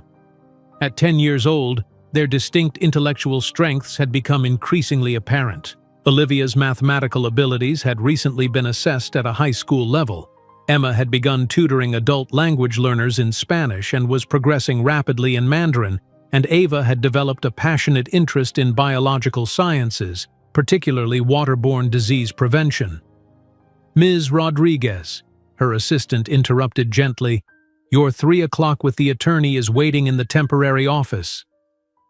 The meeting with the estate planning attorney had been on Sophia's calendar for weeks, a necessary step as SR Innovation's value increased and her personal financial situation evolved from survival to security. "I'd like to establish 3 separate trust funds," Sophia explained once they were seated in the makeshift conference room, "equal amounts for each daughter, structured to provide for education, healthcare, housing, and eventually seed capital for their own ventures." The attorney nodded, making notes. Given the growth trajectory of SR Innovation, these could become substantial assets. "Have you considered the stipulations for distribution?" Sophia had indeed thought carefully about this. Access to education funds immediately, healthcare funds as needed, housing at 21, the remainder at 25, with provisions for earlier access if they present viable business plans. As they discussed the technical details, Sophia reflected on the symmetry of this moment. 5 years earlier, she had been filling out assistance forms to keep her daughters fed. Now, she was establishing financial security that would ensure they never experienced the desperation she had known. "I want to make one thing very clear," Sophia added as they reviewed the final structure. "These funds are to provide security and opportunity, not entitlement. I want my daughters to understand that while they have resources that I never had, they still have responsibility to contribute meaningfully to the world." By fall of 2018, the new SR Innovation headquarters was nearing completion. The building had become something of a local landmark, its distinctive design incorporating sustainable elements with aesthetic touches that reflected Sophia's Mexican heritage.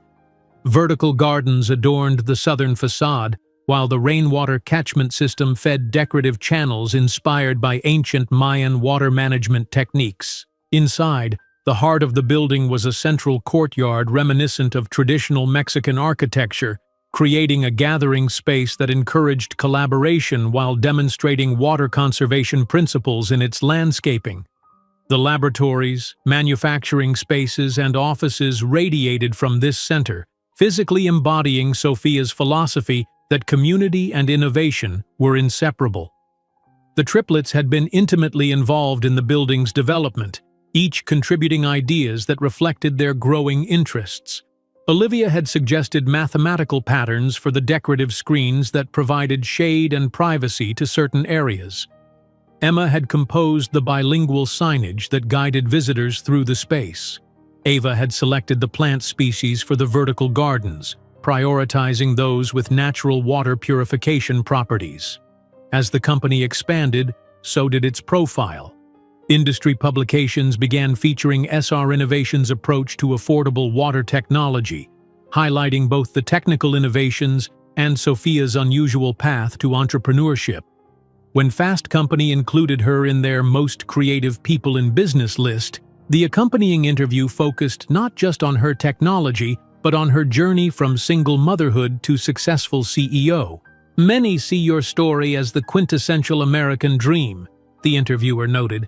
"Do you view it that way?" Sophia considered the question carefully. "I see it as evidence that talent and determination exist everywhere, but opportunity doesn't.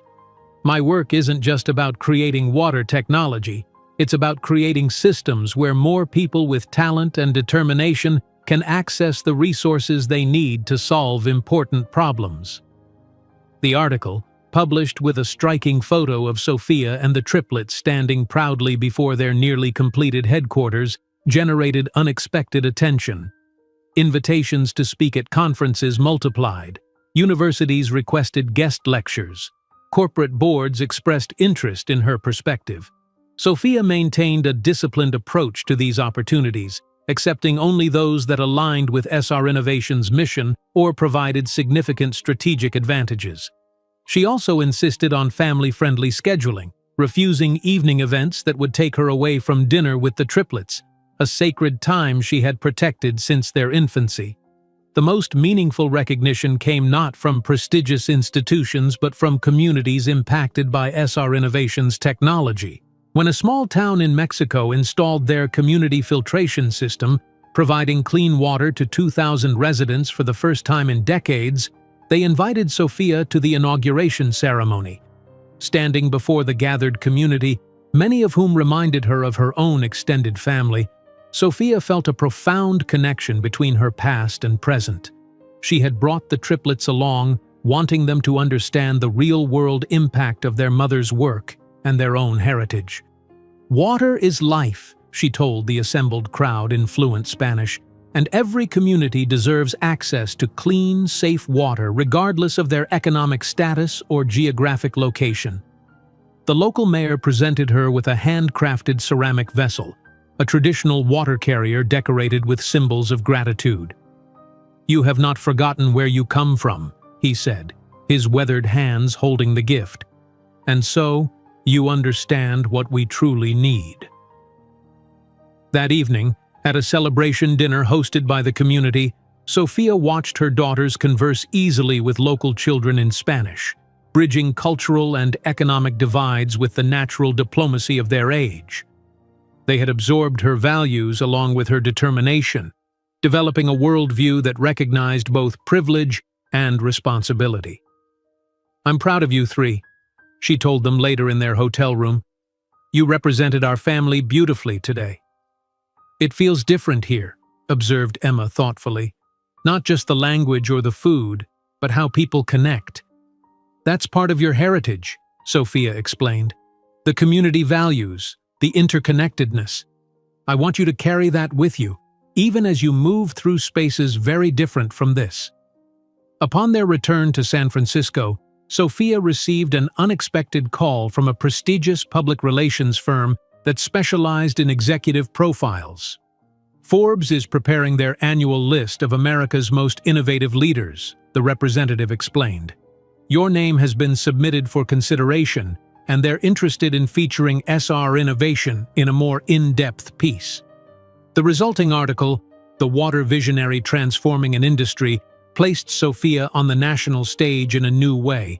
The full-page photograph captured her standing confidently in the SR Innovation Laboratory, surrounded by prototypes and testing equipment, dressed in a simple but elegant outfit that subtly incorporated traditional Mexican embroidery patterns.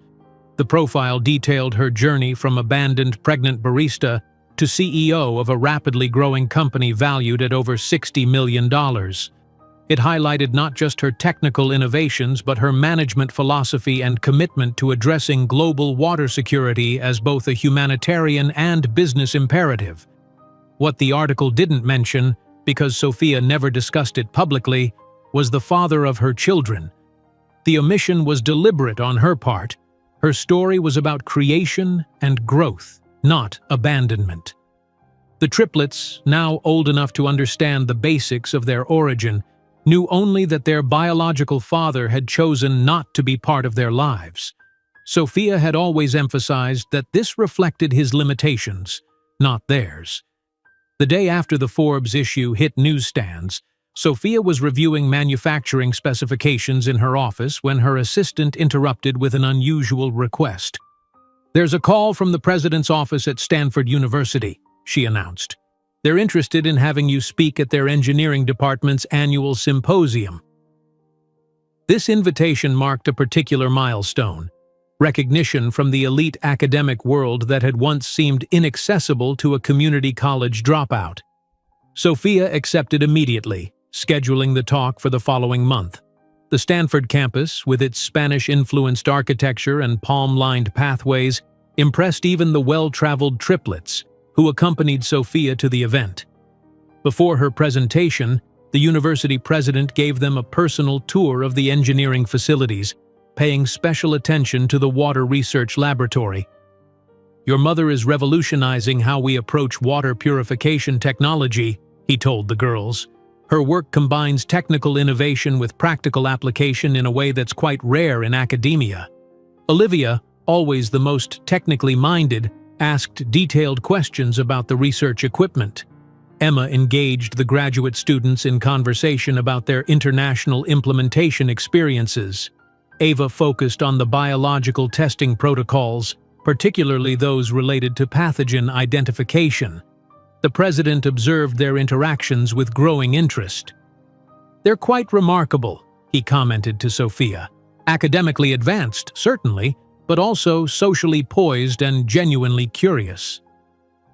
They've had unusual educational experiences, Sophia acknowledged. Their classroom has often been my laboratory or boardroom. Have you considered their future education path? Stanford has some excellent programs for exceptionally gifted students. The question caught Sophia off guard. The triplets were only 10. College seemed distant, yet their accelerated development meant traditional educational timelines might not apply. "We're exploring options," she replied diplomatically. That evening, as they flew back to San Francisco on a commercial flight, Sophia reserved the private jet for international business travel only. She pondered the president's implied interest. Elite universities like Stanford represented the kind of opportunity she had never had, the doors that had remained closed to her despite her intellect and drive. "Did you like Stanford?" she asked the girls casually. "Their laboratories are impressive," Olivia noted. "The international programs sound fascinating," Emma added. "I liked their bioengineering department," Ava contributed. Sophia made a mental note to research advanced placement options and university preparation paths. Her daughters would have every opportunity to access the education that circumstances had denied her. On the plane ride home from Stanford, while the triplets chatted excitedly about university possibilities and Sophia reviewed architectural plans for the final phase of their headquarters, she couldn't imagine that in less than 2 years, SR Innovation would surpass the billion-dollar valuation mark, transforming her officially into a billionaire and her daughters into heiresses of an empire built from nothing. The San Francisco skyline shimmered against the early morning fog as Sophia stood at the floor-to-ceiling windows of SR Innovation's executive suite. The view from the 20th floor offered a panoramic vista of the city she now called home, so different from the cramped Bronx apartment where she had once rocked 3 infants while calculating how to stretch her last $20. The ping of an incoming video call pulled her attention back to her desk, where her chief operations officer waited with the quarterly projections. These days, Sophia ran meetings virtually even when in the office, a practice that maximized efficiency and allowed her to maintain her commitment to be home for dinner with the triplets regardless of her schedule. "The pandemic response team is ready whenever you are," her assistant announced through the intercom. Sophia straightened her blazer, a subtle navy Armani that reflected her evolved style, professional yet understated. At 38, she carried herself with the quiet confidence of someone who had built something substantial against impossible odds. "Let's begin," she said, taking her seat at the head of the virtual table. Faces appeared on her screen. Department heads, logistics specialists, engineers, all gathered to address the unfolding global crisis. COVID-19 had emerged with devastating swiftness, shuttering businesses and overwhelming healthcare systems worldwide. "We have 2 priorities," Sophia began, her voice steady. "First, protecting our team and their families. Second, determining how our technology can help address this crisis. Mira, start with operations." The presentations unfolded with military precision: remote work transitions, supply chain contingencies, financial projections showing significant disruption. Yet unlike many companies facing existential threats, SR Innovation's leadership team displayed measured concern rather than panic. "Now, opportunities," Sophia prompted when the challenges had been thoroughly assessed. "How can our water purification technology serve in this moment?" The engineering director cleared his throat. "Hospitals are reporting critical shortages of purified water for medical applications. Their existing systems aren't designed for the current patient volumes." A solution crystallized in Sophia's mind with remarkable clarity. "We can adapt our commercial purifiers for medical settings, higher throughput, additional filtration for specific contaminants." Her fingers flew across her keyboard, sketching a modified design. Something compact, portable, that can be installed as a supplementary system within days, not months. "Manufacturing would require keeping some facilities open," the operations director cautioned. "There's health risk to consider." Voluntary teams, additional compensation, maximum safety protocols, Sophia countered. If we can provide safe water to hospitals, we save lives beyond just COVID patients. The meeting stretched to 3 hours, the team working through logistics, regulatory fast-tracking, and deployment strategies. By its conclusion, SR Innovation had pivoted from residential and community water systems to emergency medical purification units. Execute this plan and report back tomorrow, Sophia instructed, closing the meeting. She checked her watch, just enough time to join the triplets for their remote learning lunch break. At home, the girls had transformed the dining room into a sophisticated learning environment. At 12 years old, they approached remote schooling with characteristic determination, already ahead of curriculum despite the educational disruptions. "Mama, did you know virus particles can survive in water systems?" Ava asked immediately, her tablet displaying research she'd been conducting independently. "That's why filtration is so important," Sophia replied, setting down lunch plates. "We're adapting our systems for hospitals starting today." "Smart pivot," Olivia commented, closing her advanced calculus homework. "Healthcare applications have different regulatory paths but higher margins." "And massive social impact," Emma added, always attuned to the human element. "Will you need translators for international deployment? I could help with Spanish documentation." Sophia smiled at their instant comprehension of business implications. They had absorbed complex concepts through osmosis, growing up in conference rooms and laboratories alongside traditional classrooms. The following weeks unfolded with dizzying intensity. While other companies furloughed workers, SR Innovation hired additional engineers and converted manufacturing lines to produce medical-grade purification systems. Sophia worked 18-hour days from her home office, balancing company leadership with supporting the triplets through the strangeness of pandemic isolation. The first breakthrough came when Massachusetts General Hospital reported successful implementation of 20 SR Innovation units, doubling their capacity for critical care procedures requiring purified water. Media coverage followed, first industry publications, then mainstream news highlighting innovative responses to the healthcare crisis. The purification units designed by SR Innovation have been deployed in 400 hospitals nationwide, reported CNN in a segment on pandemic solutions. CEO Sofia Rodriguez has redirected 80% of production capacity to medical applications, providing these units at cost to public hospitals. By summer, what had begun as crisis response had evolved into a significant business opportunity. Healthcare facilities, recognizing the superiority of SR Innovation's systems, began placing orders for permanent installations. International inquiries flooded in from countries struggling with both pandemic response and chronic water quality issues. Third-quarter projections show 340% growth, the CFO reported during a Friday evening meeting. "We've exceeded our annual targets despite the global economic contraction." "And the social impact metrics?" Sophia asked, always balancing profit with purpose. "Our systems are providing clean water access to approximately 2 million patients monthly. The donation program for underserved hospitals has reached 27 countries." That night, after reviewing the latest expansion proposals, Sophia found herself on several leaders to watch during the pandemic lists. Forbes, Business Insider, and Time had all featured her company's rapid pivot and exponential growth while other businesses faltered. She closed her laptop and walked through the quiet house to check on the triplets. Despite the late hour, a light shone under Emma's door. Sophia knocked softly before entering. "Everything okay, mi amor?"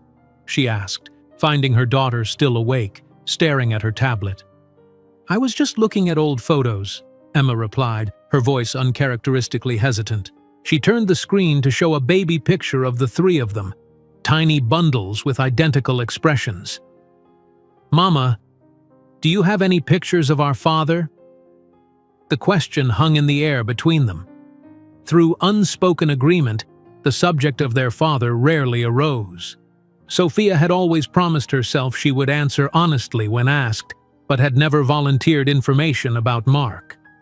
I have a few, she admitted, sitting beside Emma on the bed. Why do you ask now?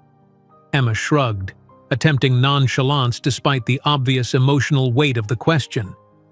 The pandemic makes you think about family, I guess, where people come from, who might be worried about you. She looked up, her blue eyes, so like Mark's, searching Sophia's face. Does he even know about us? He knows, Sophia replied carefully. He knew before you were born. And he still didn't want us? Emma's voice carried a hint of the hurt child beneath the composed preteen exterior. The commotion attracted Olivia and Ava, who appeared in the doorway in matching pajamas, instantly sensing the significance of the conversation. They entered without speaking and settled on the bed, completing their quartet as they had countless times before. I think it's time we talked about this, Sophia acknowledged, looking at each of her daughters. You're old enough to understand the full story. She began at the beginning, meeting Mark at the catering job, their relationship, the pregnancy announcement, and finally, his cruel dismissal. She didn't soften his words but presented them factually, without embellishment. You are completely unsuitable for my life, she quoted, the words still sharp despite the years that had dulled other memories. An immigrant without a Harvard degree will never be sufficient for a man of my caliber. And 3 babies? That's absolutely incompatible with my future. The triplets absorbed this information with solemn expressions, processing the reality of their biological father's rejection. He gave you $2,000 and left? Olivia asked, mathematical mind immediately calculating the inadequacy of the sum. For 3 babies? That barely covers 1 month's rent in New York, Emma added indignantly. Ava, always the most reflective, asked the question that cut deepest. Does he know who we've become? Who you've become? I don't know, Sophia answered honestly. I haven't had any contact with him since that night. I don't know if he's followed my career or knows anything about our lives. Silence fell as the girls processed this information. Sophia watched emotions flicker across their identical faces. Hurt, anger, confusion, and finally, a collective resolving into something like determination. His loss, Olivia stated flatly, pragmatic as always. A catastrophic error in judgment, added Emma with the vocabulary that made her English teachers marvel. A failure of character, not a reflection on us, Ava concluded softly. Sophia felt tears threatening at their resilience, their immediate understanding that the rejection spoke volumes about Mark and nothing about their worth. You 3 are the most extraordinary people I know, she told them, gathering them close. And while I would never choose the way he treated us, I wouldn't change a single thing about our family.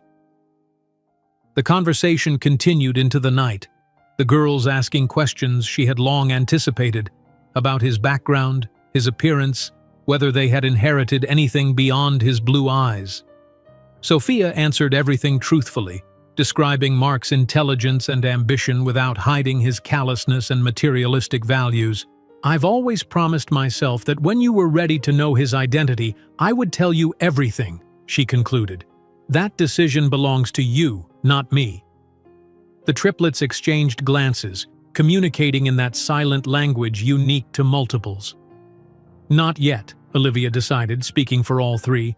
Maybe someday, but not now. We have everything we need, Emma added with certainty. And we know who we are, Ava completed the thought. In the weeks that followed, Sophia noticed subtle changes in the girls, a new confidence, as if understanding the full circumstances of their origin had somehow strengthened rather than diminished them. They threw themselves into their projects with renewed purpose, particularly their self-initiated program to provide educational resources to children isolated by the pandemic. By fall, SR Innovation had solidified its position in medical purification systems while maintaining its core mission of accessible clean water technology. The company's valuation soared past previously unimaginable thresholds, and Sophia found herself fielding acquisition offers from multinational corporations seeking to incorporate their innovations. The latest offer is $85 million, her business development director reported during their weekly strategy meeting, 20% above the previous bid. Still not interested, Sophia replied without hesitation.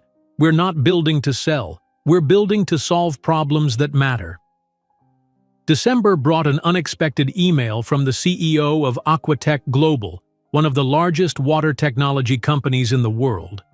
Rather than another acquisition offer, it proposed a strategic partnership to deploy SR innovation systems throughout Southeast Asia, combining their manufacturing scale with Sophia's superior technology. The proposal's terms were exceptionally favorable, offering distribution without requiring ownership transfer, a rare acknowledgement of SR Innovation's strengthened negotiating position.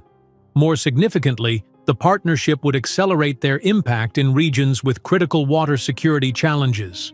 Sophia presented the opportunity at dinner, as she did all major business decisions, valuing her daughter's increasingly sophisticated perspectives.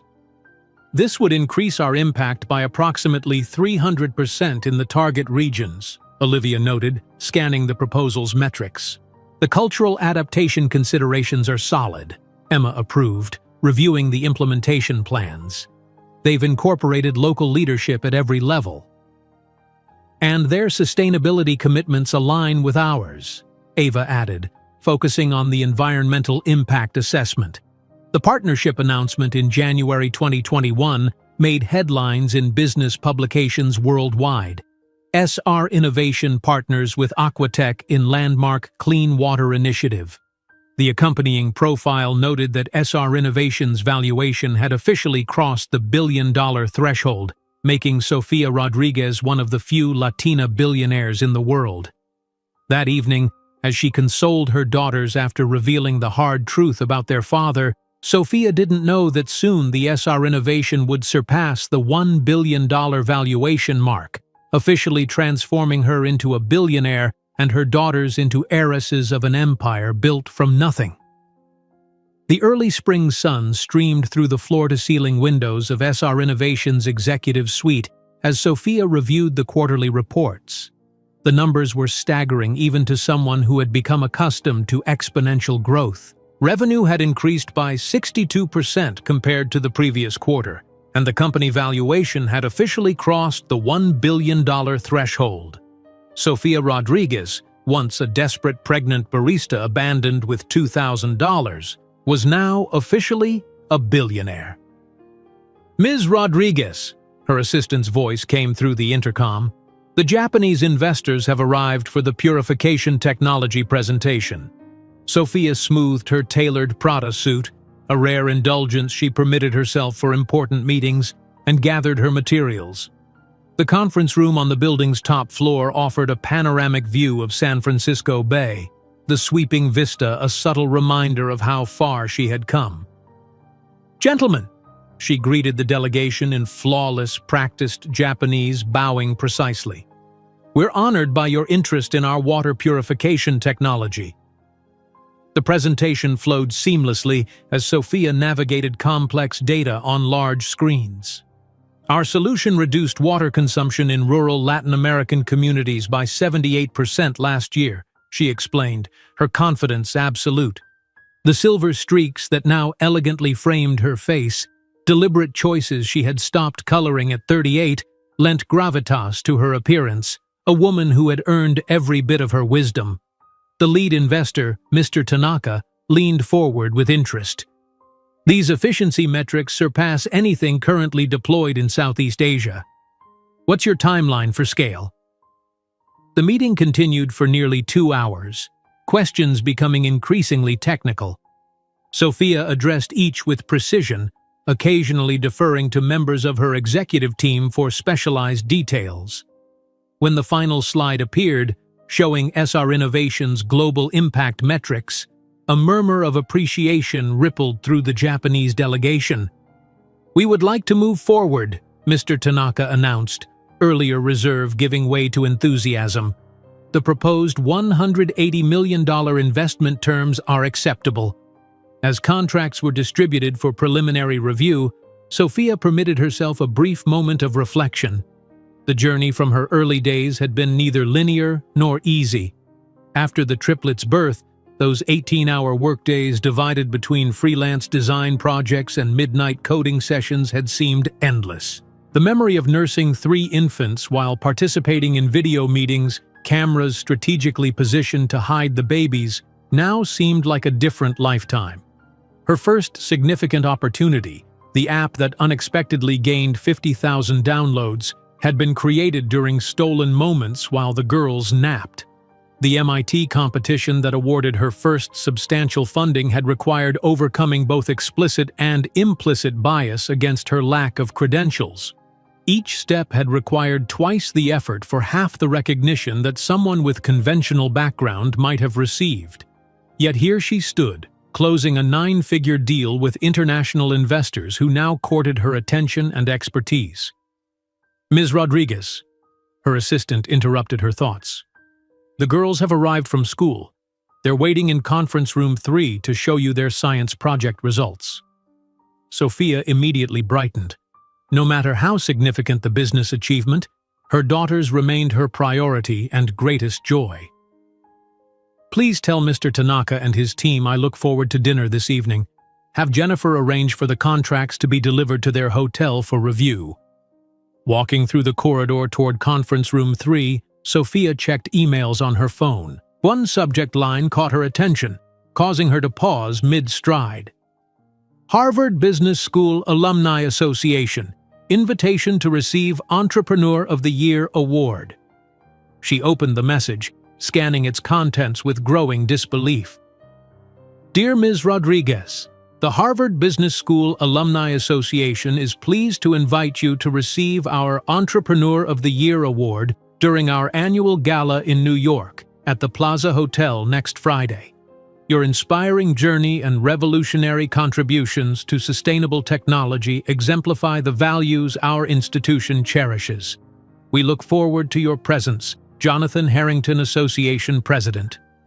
Sophia stared at the screen, a complex swirl of emotions rising within her.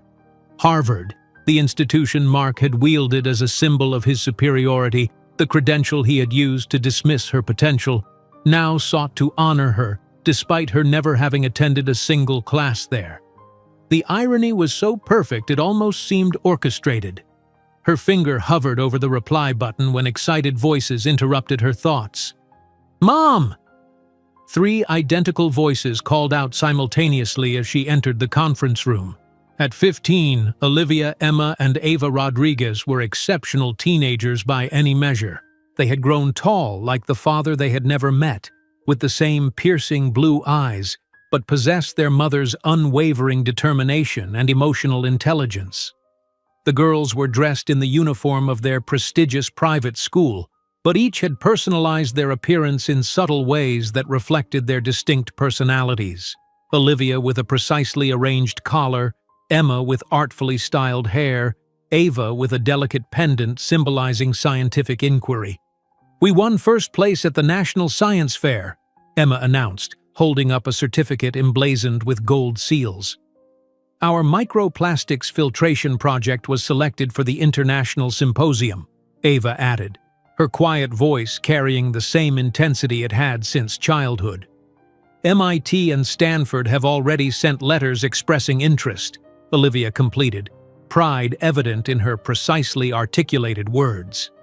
Sophia embraced them collectively, feeling that familiar mixture of fierce pride and wistful melancholy that often overtook her during milestones. The girls had never directly asked about their father, following an unspoken agreement that they would discuss him when they felt ready. After the pandemic conversation where she had revealed the circumstances of his abandonment, they had seemed content with knowing the story without seeking his identity. "I have a surprise too," Sophia said, returning to the email she had been reading. "We're going to New York next week. I'm receiving an award at Harvard." The triplets' reaction was immediate and enthusiastic. "Harvard!" Olivia exclaimed. "Their engineering department just published that groundbreaking paper on sustainable filtration membranes. Their international development program has connections with water projects in 47 countries," Emma added, always focused on global impact. Their biomedical research center is doing fascinating work on waterborne disease prevention. Ava completed the trifecta of responses. For them, New York was simply another exciting metropolis to explore, another opportunity to visit prestigious academic institutions and absorb knowledge. For Sophia, it represented a return to the scene of her most devastating abandonment, now as a conqueror rather than a victim. Throughout the week, preparations for the New York trip proceeded efficiently. Sophia's team arranged accommodations at the Four Seasons, scheduled meetings with potential East Coast partners, and coordinated with the Harvard Business School Alumni Association regarding the award ceremony details. The girls approached the trip with characteristic thoroughness, researching museums, laboratories, and educational institutions they wanted to visit during their stay. They compiled detailed itineraries, cross-referencing opening hours with their mother's schedule to maximize their time in the city. "Mom, Columbia University has that special exhibition on water management technologies throughout history," Olivia noted during dinner. "We could visit Thursday morning before your meeting at the UN." Sophia smiled at their enthusiasm. "Make a list of your priorities and we'll fit in as many as possible. This is your spring break after all. It should be enjoyable, not just educational." "Learning is enjoyable," the three responded almost in unison, then laughed at their synchronized thinking, a phenomenon that still occurred despite their increasingly distinct personalities. As Friday approached, Sophia found herself unexpectedly reflective. She had not set foot in New York since leaving with the Triplets when they were 5, deliberately building her empire on the opposite coast. Now, returning as a billionaire honoree with 3 brilliant daughters, the symmetry of the moment was not lost on her. The private jet departed San Francisco early Friday morning. The 4 Rodriguez women settled comfortably as they crossed the country. Sophia reviewed her acceptance speech while the girls engaged in animated conversation about the mathematical modeling exhibit at the Museum of Science and Industry they planned to visit the following day. Sophia had chosen her outfit for the evening with deliberate care, a Valentino gown in deep crimson that made a statement without ostentation. The color choice was intentional, a power color that ensured she would command attention in a room full of dark suits. The Triplets would wear coordinated but distinct dresses, their first formal gowns selected with the same excitement that all 15-year-olds brought to such occasions. What Sophia didn't know as their jet began its descent into New York was that among the gala attendees at the Plaza Hotel would be Mark Thompson, now director of a mid-tier investment bank and a member of the Alumni Association's board. Life had been generous to him as well, though not on the same scale as Sophia's meteoric success. Twice divorced and childless, Mark had built a respectable career, though never an extraordinary one. And he also had no idea that the woman he had discarded as unsuitable would be the evening's honoree, or that the 3 teenagers accompanying her carried his DNA and a story he had chosen to ignore. As they settled into their suite at the Four Seasons, Sophia took a moment alone on the balcony, gazing at the Manhattan skyline. Somewhere in that grid of gleaming buildings and busy streets was the apartment where Mark had told her she was completely unsuitable for his life. Somewhere below was the coffee shop where she had worked, the tiny apartment she had been evicted from, the benches where she had sometimes rested when the exhaustion of pregnancy overwhelmed her. "Mom?" Ava's voice interrupted her reverie. "Are you okay? You look distant." Sophia turned to her youngest daughter, younger by only minutes but always the most perceptive of the 3. "Just remembering, this city holds many memories for me." "Difficult ones," Ava observed, not asking but stating. "Yes," Sophia acknowledged, "but also the beginning of us. You 3 were born here. Every challenge I faced in this city ultimately led to something beautiful." Later, as Sophia helped the girls prepare for the evening, she found herself studying their features with renewed awareness. Tonight, they would walk into a room filled with Harvard alumni, people from the world their father had used to exclude her. The symmetry was almost too perfect. "You look beautiful, Mom," Emma said as Sophia emerged in her crimson gown, hair elegantly styled to highlight the distinguished silver streaks. "We all do," Sophia replied, taking in the sight of her three daughters in their formal attire. "Remember, tonight is about celebrating achievement, but also about remaining true to our values. Harvard is honoring innovation and impact, not credentials." The limousine arrived precisely on schedule, whisking them through Manhattan traffic toward the Plaza Hotel. As they approached the iconic building, its lights gleaming against the darkening sky, Sophia felt a strange sense of destiny. 15 years earlier, she had walked these streets in desperation, pregnant and abandoned. Tonight, she returned in triumph. "Are you nervous?" Olivia asked as they pulled up to the entrance, where photographers were documenting arriving guests. "No," Sophia replied with perfect honesty. "I've earned my place at this table. We all have." While Sophia and her daughters entered the ballroom of the plaza, she didn't imagine that in less than an hour she would be face to face with the man who had cast her aside as inadequate, now about to witness not only her success, but also the three extraordinary young women who carried his DNA and whom he had never known. The ballroom of the Plaza Hotel glittered with old money and older prestige. Crystal chandeliers cast a golden glow over New York's financial and academic elite as they navigated between conversations about market forecasts and alma mater reminiscences. In one corner, surrounded by former classmates, Mark Thompson adjusted his custom-tailored Brioni suit jacket with the practiced nonchalance of someone accustomed to belonging. At 47, Mark had aged well, silver streaks at his temples lending him a distinguished appearance that complemented his position as director at Lenox Capital Partners.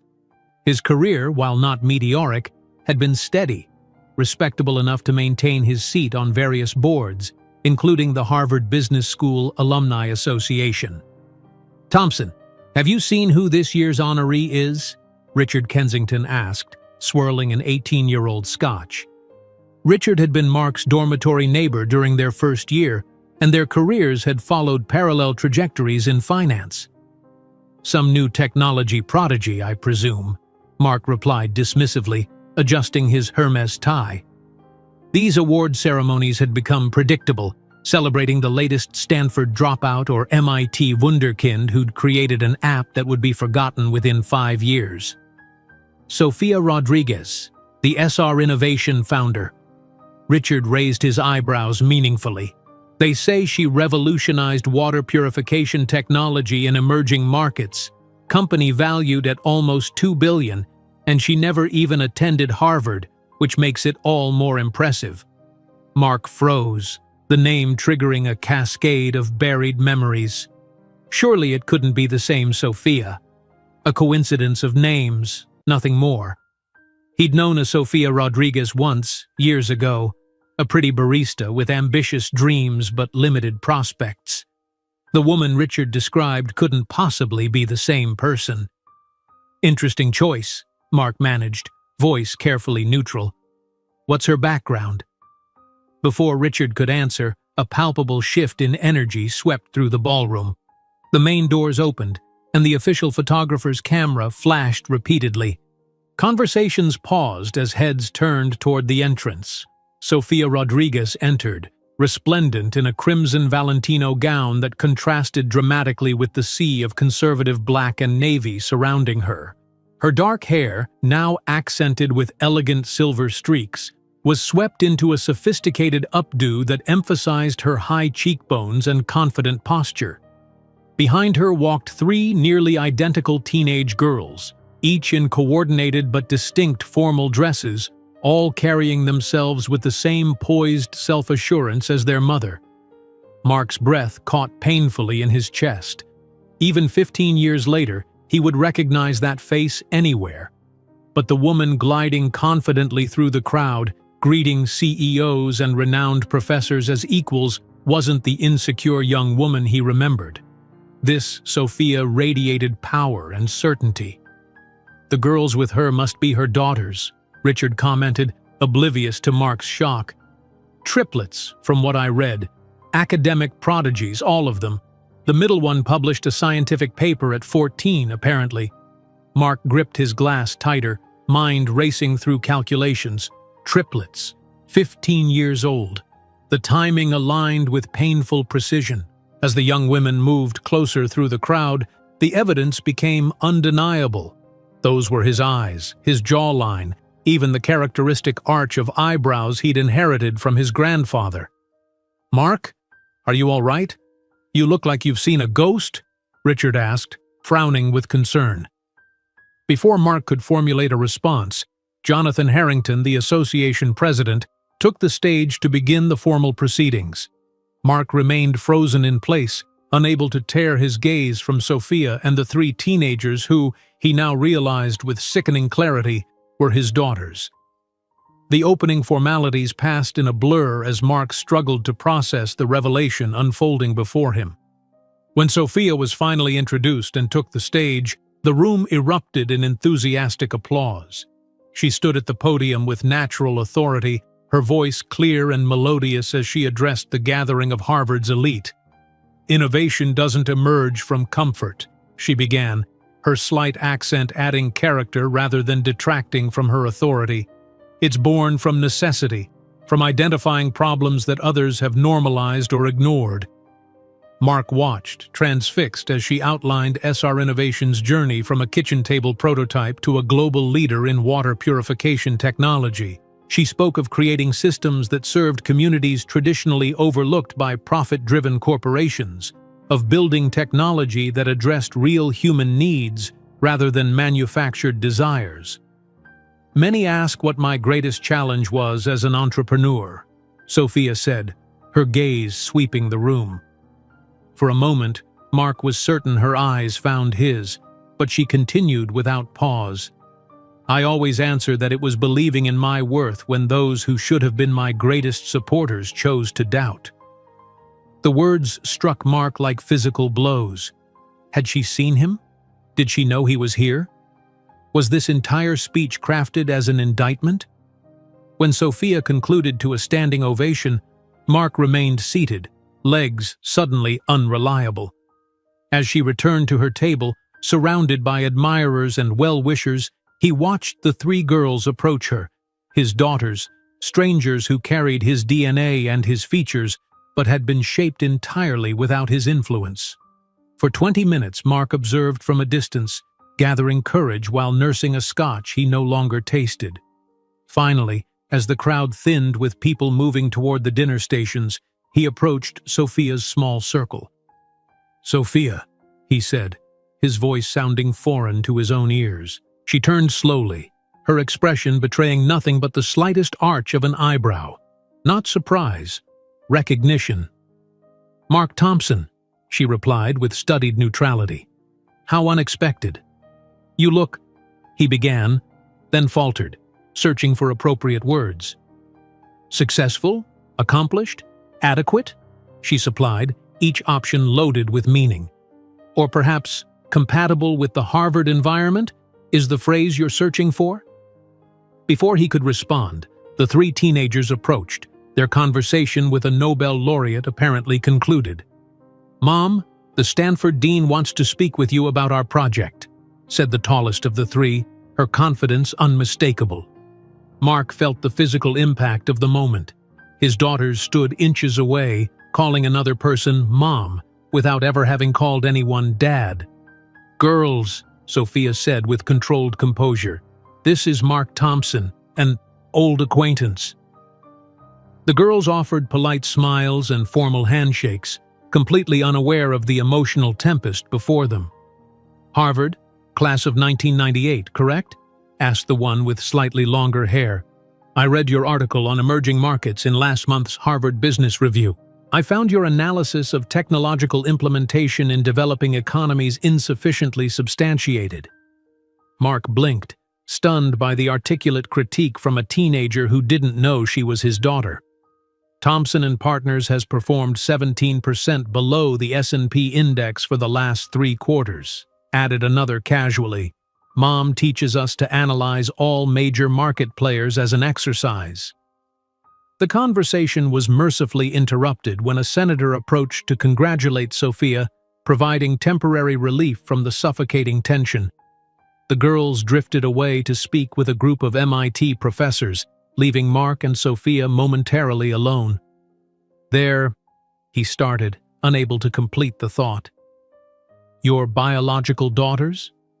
"Yes," Sophia confirmed matter-of-factly. "My daughters in every other aspect that matters." "Why didn't you ever tell me?" he asked, voice unsteady.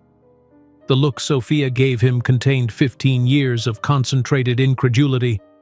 "You said I was a burden to your career, that children were incompatible with your future, that I was inadequate.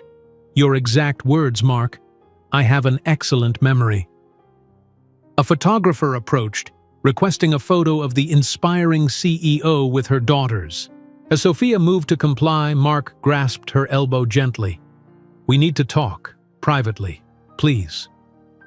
Something in his desperate tone must have triggered her curiosity. "Terrace, 10 minutes," she replied before gliding away to join her daughters for the photograph. The night air on the plaza's terrace carried the first hint of spring, though winter's chill hadn't fully retreated. The Manhattan skyline sparkled against the darkness, a fitting backdrop for the confrontation 15 years in the making. Sophia stood at the stone balustrade, contemplating the city that had witnessed her lowest moment. "I never imagined it would be you," Mark began, approaching cautiously. "The billionaire tech innovator everyone admires." "Clearly," she responded with a cold smile. "That was precisely the problem." "If I had known—" "Known what?" she interrupted. "That I would build something greater than your most ambitious dreams? That those girls incompatible with your future would become prodigies universities compete over? That the immigrant without a Harvard degree would be honored by Harvard?" Sophia shook her head. "You wouldn't have believed it even if someone had told you." "I'd like to know them," he said finally. "Properly. And I would have liked help during those first years when I worked 18 hours a day while nursing 3 infants," Sophia countered. "I would have liked them to have a father at school performances and during fever nights. But here we are." "I can make it up to them," Mark insisted, a desperate gleam in his eyes. "I have resources, connections." Sophia laughed, a genuinely amused sound. "Mark, my company is worth more than your entire bank. My daughters have trust funds that could purchase your apartment as a vacation property. We don't need your resources or connections." The full reality of the situation finally hit Mark with devastating force. Before him stood not just the woman he had discarded, but an empire built despite him, not because of him. "Do they know about me?" he asked, voice diminished. "They know their biological father chose not to participate in our lives. They know that choice reflects only on him, never on their worth. And they know they've been intensely loved by me, by my parents, and by the community we've built." A heavy silence fell between them. "What do you want, Mark?" "Really?" Sophia finally asked. For the first time in his life, Mark Thompson had no calculated answer. "I don't know," he admitted. "Seeing them, seeing you, realizing what I've lost." "Ah," Sophia interrupted with sudden understanding. "This isn't about them. It's about you feeling irrelevant upon discovering you weren't as essential as you thought." At that moment, the terrace door opened, and the triplets appeared. "Mom, we're ready to go," announced the tallest one. "We have that video conference with the Singapore developers early tomorrow." All 3 noticed the tension in the air, observing Mark with growing curiosity. "Mr. Thompson seems disturbed," commented the middle one, always the most perceptive. "Is everything all right?" Emma's question hung in the air, crystallizing the moment into perfect clarity. Sophia looked at her daughters, intelligent, perceptive, strong, and then at Mark, whose face displayed the desperation of a man confronting the irrevocable consequences of his choices. "Actually," Sophia answered with measured calm, "there is something you should know." Mark paled, anticipating the revelation. "Mr. Thompson and I knew each other long ago," she continued carefully, "before you were born." The three teenagers glanced between their mother and the unsettled stranger, connecting invisible dots with the characteristic quickness of their brilliant minds. "He's our biological father," Ava stated calmly, not as a question but as a conclusion drawn from available evidence. Mark swallowed hard, surprised by their immediate perception. "Yes," Sophia confirmed simply. "He is." A weighted silence enveloped the group as the girls processed this information. Their expressions shifted subtly, not with shock or anger, but with careful analytical assessment. "That explains the eye color," Emma observed pragmatically. "And the predisposition to migraines we didn't inherit from you, Mom." "Why now?" Olivia asked, addressing Mark directly. "Why approach after 15 years?" The question, delivered without accusation but with surgical precision, left Mark speechless. How could he explain that he hadn't planned this encounter? That his presence here was coincidence, not choice? He stammered. "I didn't know about you. Not really." "That contradicts basic principles of causality," Ava responded. "A pregnancy with triplets at 5 months is difficult to ignore or forget." Mark realized he wasn't dealing with emotional children, but with young women possessing exceptional intellect and a clear-eyed perspective on the world. "You're right," he admitted, opting for the honesty he had never offered their mother. "I knew about the pregnancy. I chose to leave. It was the worst decision of my life." The girls exchanged glances, communicating silently as only multiples can. "We appreciate your honesty," Olivia stated formally, "but that establishes no obligation on our part." In the ballroom below, guests had begun to notice the terrace conversation. Jonathan Harrington, the association president, approached Richard Kensington with curiosity. "What's happening up there? Aren't those Sophia's daughters with Mark Thompson?" Speculation spread quickly. Smartphones captured images of the terrace group, and within minutes, whispers circulated among the attendees. Mark Thompson, respected banker, was having a confrontation with billionaire Sofia Rodriguez and the daughters he had apparently abandoned. On the terrace, oblivious to the growing murmurs, Mark made his desperate pitch. "I'd like to get to know you, really know you. Perhaps we could have dinner, or I could visit San Francisco. I have a summer house in Napa." "Mr. Thompson," Emma interrupted politely, "we're in our final year of high school, preparing for college while managing a STEM education foundation for disadvantaged girls and contributing to our mother's company R&D department. Our schedule doesn't permit impulsive commitments." Mark felt the sting of formal rejection, articulated in terms he himself might have used in business meetings to dismiss unwanted proposals. "I understand," he replied, struggling to maintain composure. "But I am your father." "Biologically," Ava corrected. "Fatherhood is a set of behaviors and choices, not merely genetics. By definition, you haven't performed that role." At that moment, the terrace door opened again. Jonathan Harrington appeared, followed by several association board members, all wearing expressions of growing discomfort. "Is everything all right here?" Jonathan asked, glancing nervously between Sophia and Mark. "Perfectly," Sophia answered with dignity. "We were just concluding a long-overdue conversation." Mark suddenly realized his carefully constructed reputation was crumbling in real time. The judgmental looks from his peers, the whispers, the understanding spreading through the ballroom below, all indicated his past had finally caught up with him. "Mark," Jonathan asked hesitantly, "are you the father of Sophia's daughters?" Mark's silence provided sufficient answer. "Come, girls," Sophia said calmly. "Our presentation is finished, and we have commitments tomorrow." The triplets nodded in unison, turning to follow their mother. Mark stepped forward, desperate to prolong the moment. "Please," he implored, "can I at least have your contact information? An email?" Sophia paused and turned, regarding him with an expression not of anger or triumph, but of complete indifference, the most devastating emotion she could offer. "You know what's truly extraordinary, Mark? It's not that I built an empire. It's not that our daughters are exceptional. It's that for over a decade I never thought about you. We simply moved on."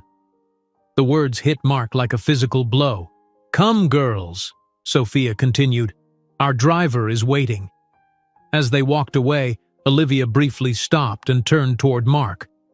"Mr. Thompson, I recently completed a study on decision-making patterns and their long-term impacts. If you're interested, I could send you a copy. Your case would make a fascinating field study in how a single inadequate decision can permanently alter a life's trajectory." With that final offer, not of familial connection but of scientific analysis of his failure, Olivia followed her mother and sisters to the elevator. In the plaza lobby, guests respectfully parted as Sophia and the triplets passed. Not with pity or scandal, but with reverence amplified by the newly discovered drama. The story already circulated. The woman abandoned pregnant by an arrogant banker had returned as a force of nature, billionaire and victor, accompanied by the daughters he had rejected. The following day, the story reached financial press. The Wall Street Journal published a detailed profile of Sophia, discreetly mentioning the unexpected encounter with her daughter's biological father during the gala. Forbes was less subtle with its online article, "From Abandoned Barista to Billionaire: How Sofia Rodriguez Proved Her Wall Street Ex-Boyfriend Wrong About Everything." In his Manhattan office, Mark faced the consequences. 2 important meetings were canceled. A significant institutional client, a foundation led by a woman, requested transfer to another manager. His second divorce, which had been relatively private, resurfaced in financial blogs, establishing a pattern of questionable behavior with women. His third ex-wife, reading about the incident, sent him a terse message. "Now I understand why you always resisted having children. The universe spared 3 children from being abandoned like those girls." 1 week later, as Sophia conducted a board meeting in San Francisco, her assistant entered discreetly. "Ms. Rodriguez, there's an email from Mark Thompson that the system flagged as priority based on your parameters." Sophia paused, considering. "What's the subject?" "Acknowledgement and formal request. There are documents attached." That evening, after the girls had retired to study, Sophia finally opened the email. "Sophia, I expect neither forgiveness nor relationship. I now understand the magnitude of what I lost and the irreversibility of my choices. I've attached documents establishing substantial funds for each of the girls, independent of any contact with me. I know they don't need financial support, but it's the minimum I can offer. I've also announced my resignation from the bank, effective immediately. I cannot undo the past, but I can at least act with integrity now, publicly acknowledging my daughters and the extraordinary woman who raised them alone. I won't seek contact unless invited. This is your triumph story, not my redemption narrative. Mark." Sophia closed the email without responding, not from anger or vengeance, but because there was nothing to say. The chapter had closed long ago.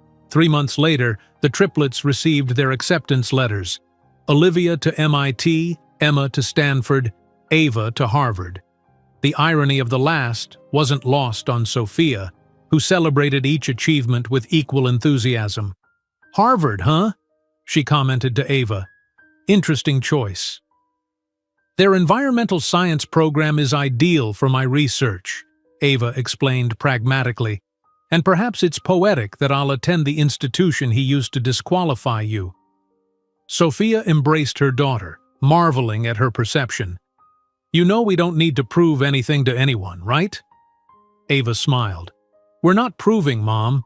We're simply living our extraordinary lives. The fact that this contradicts his limited expectations is merely a statistical bonus." That night, as Sophia watched her 3 daughters animatedly discussing their futures, she felt a peace she had sought for years. It wasn't closure from confronting Mark, nor validation from her success. It was the understanding that true victory wasn't in proving him wrong, but in creating a life so full and meaningful that his absence had become irrelevant. The girls would grow without the burden of abandonment, carrying instead the unshakable certainty of their own worth. In his empty Manhattan apartment, Mark Thompson contemplated the same moon Sophia viewed from the West Coast.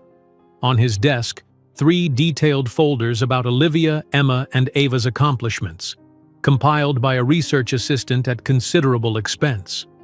Beside them, the Forbes article with Sophia on the cover, confidently smiling beneath the headline, "The Clean Water Visionary Transforming Global Communities."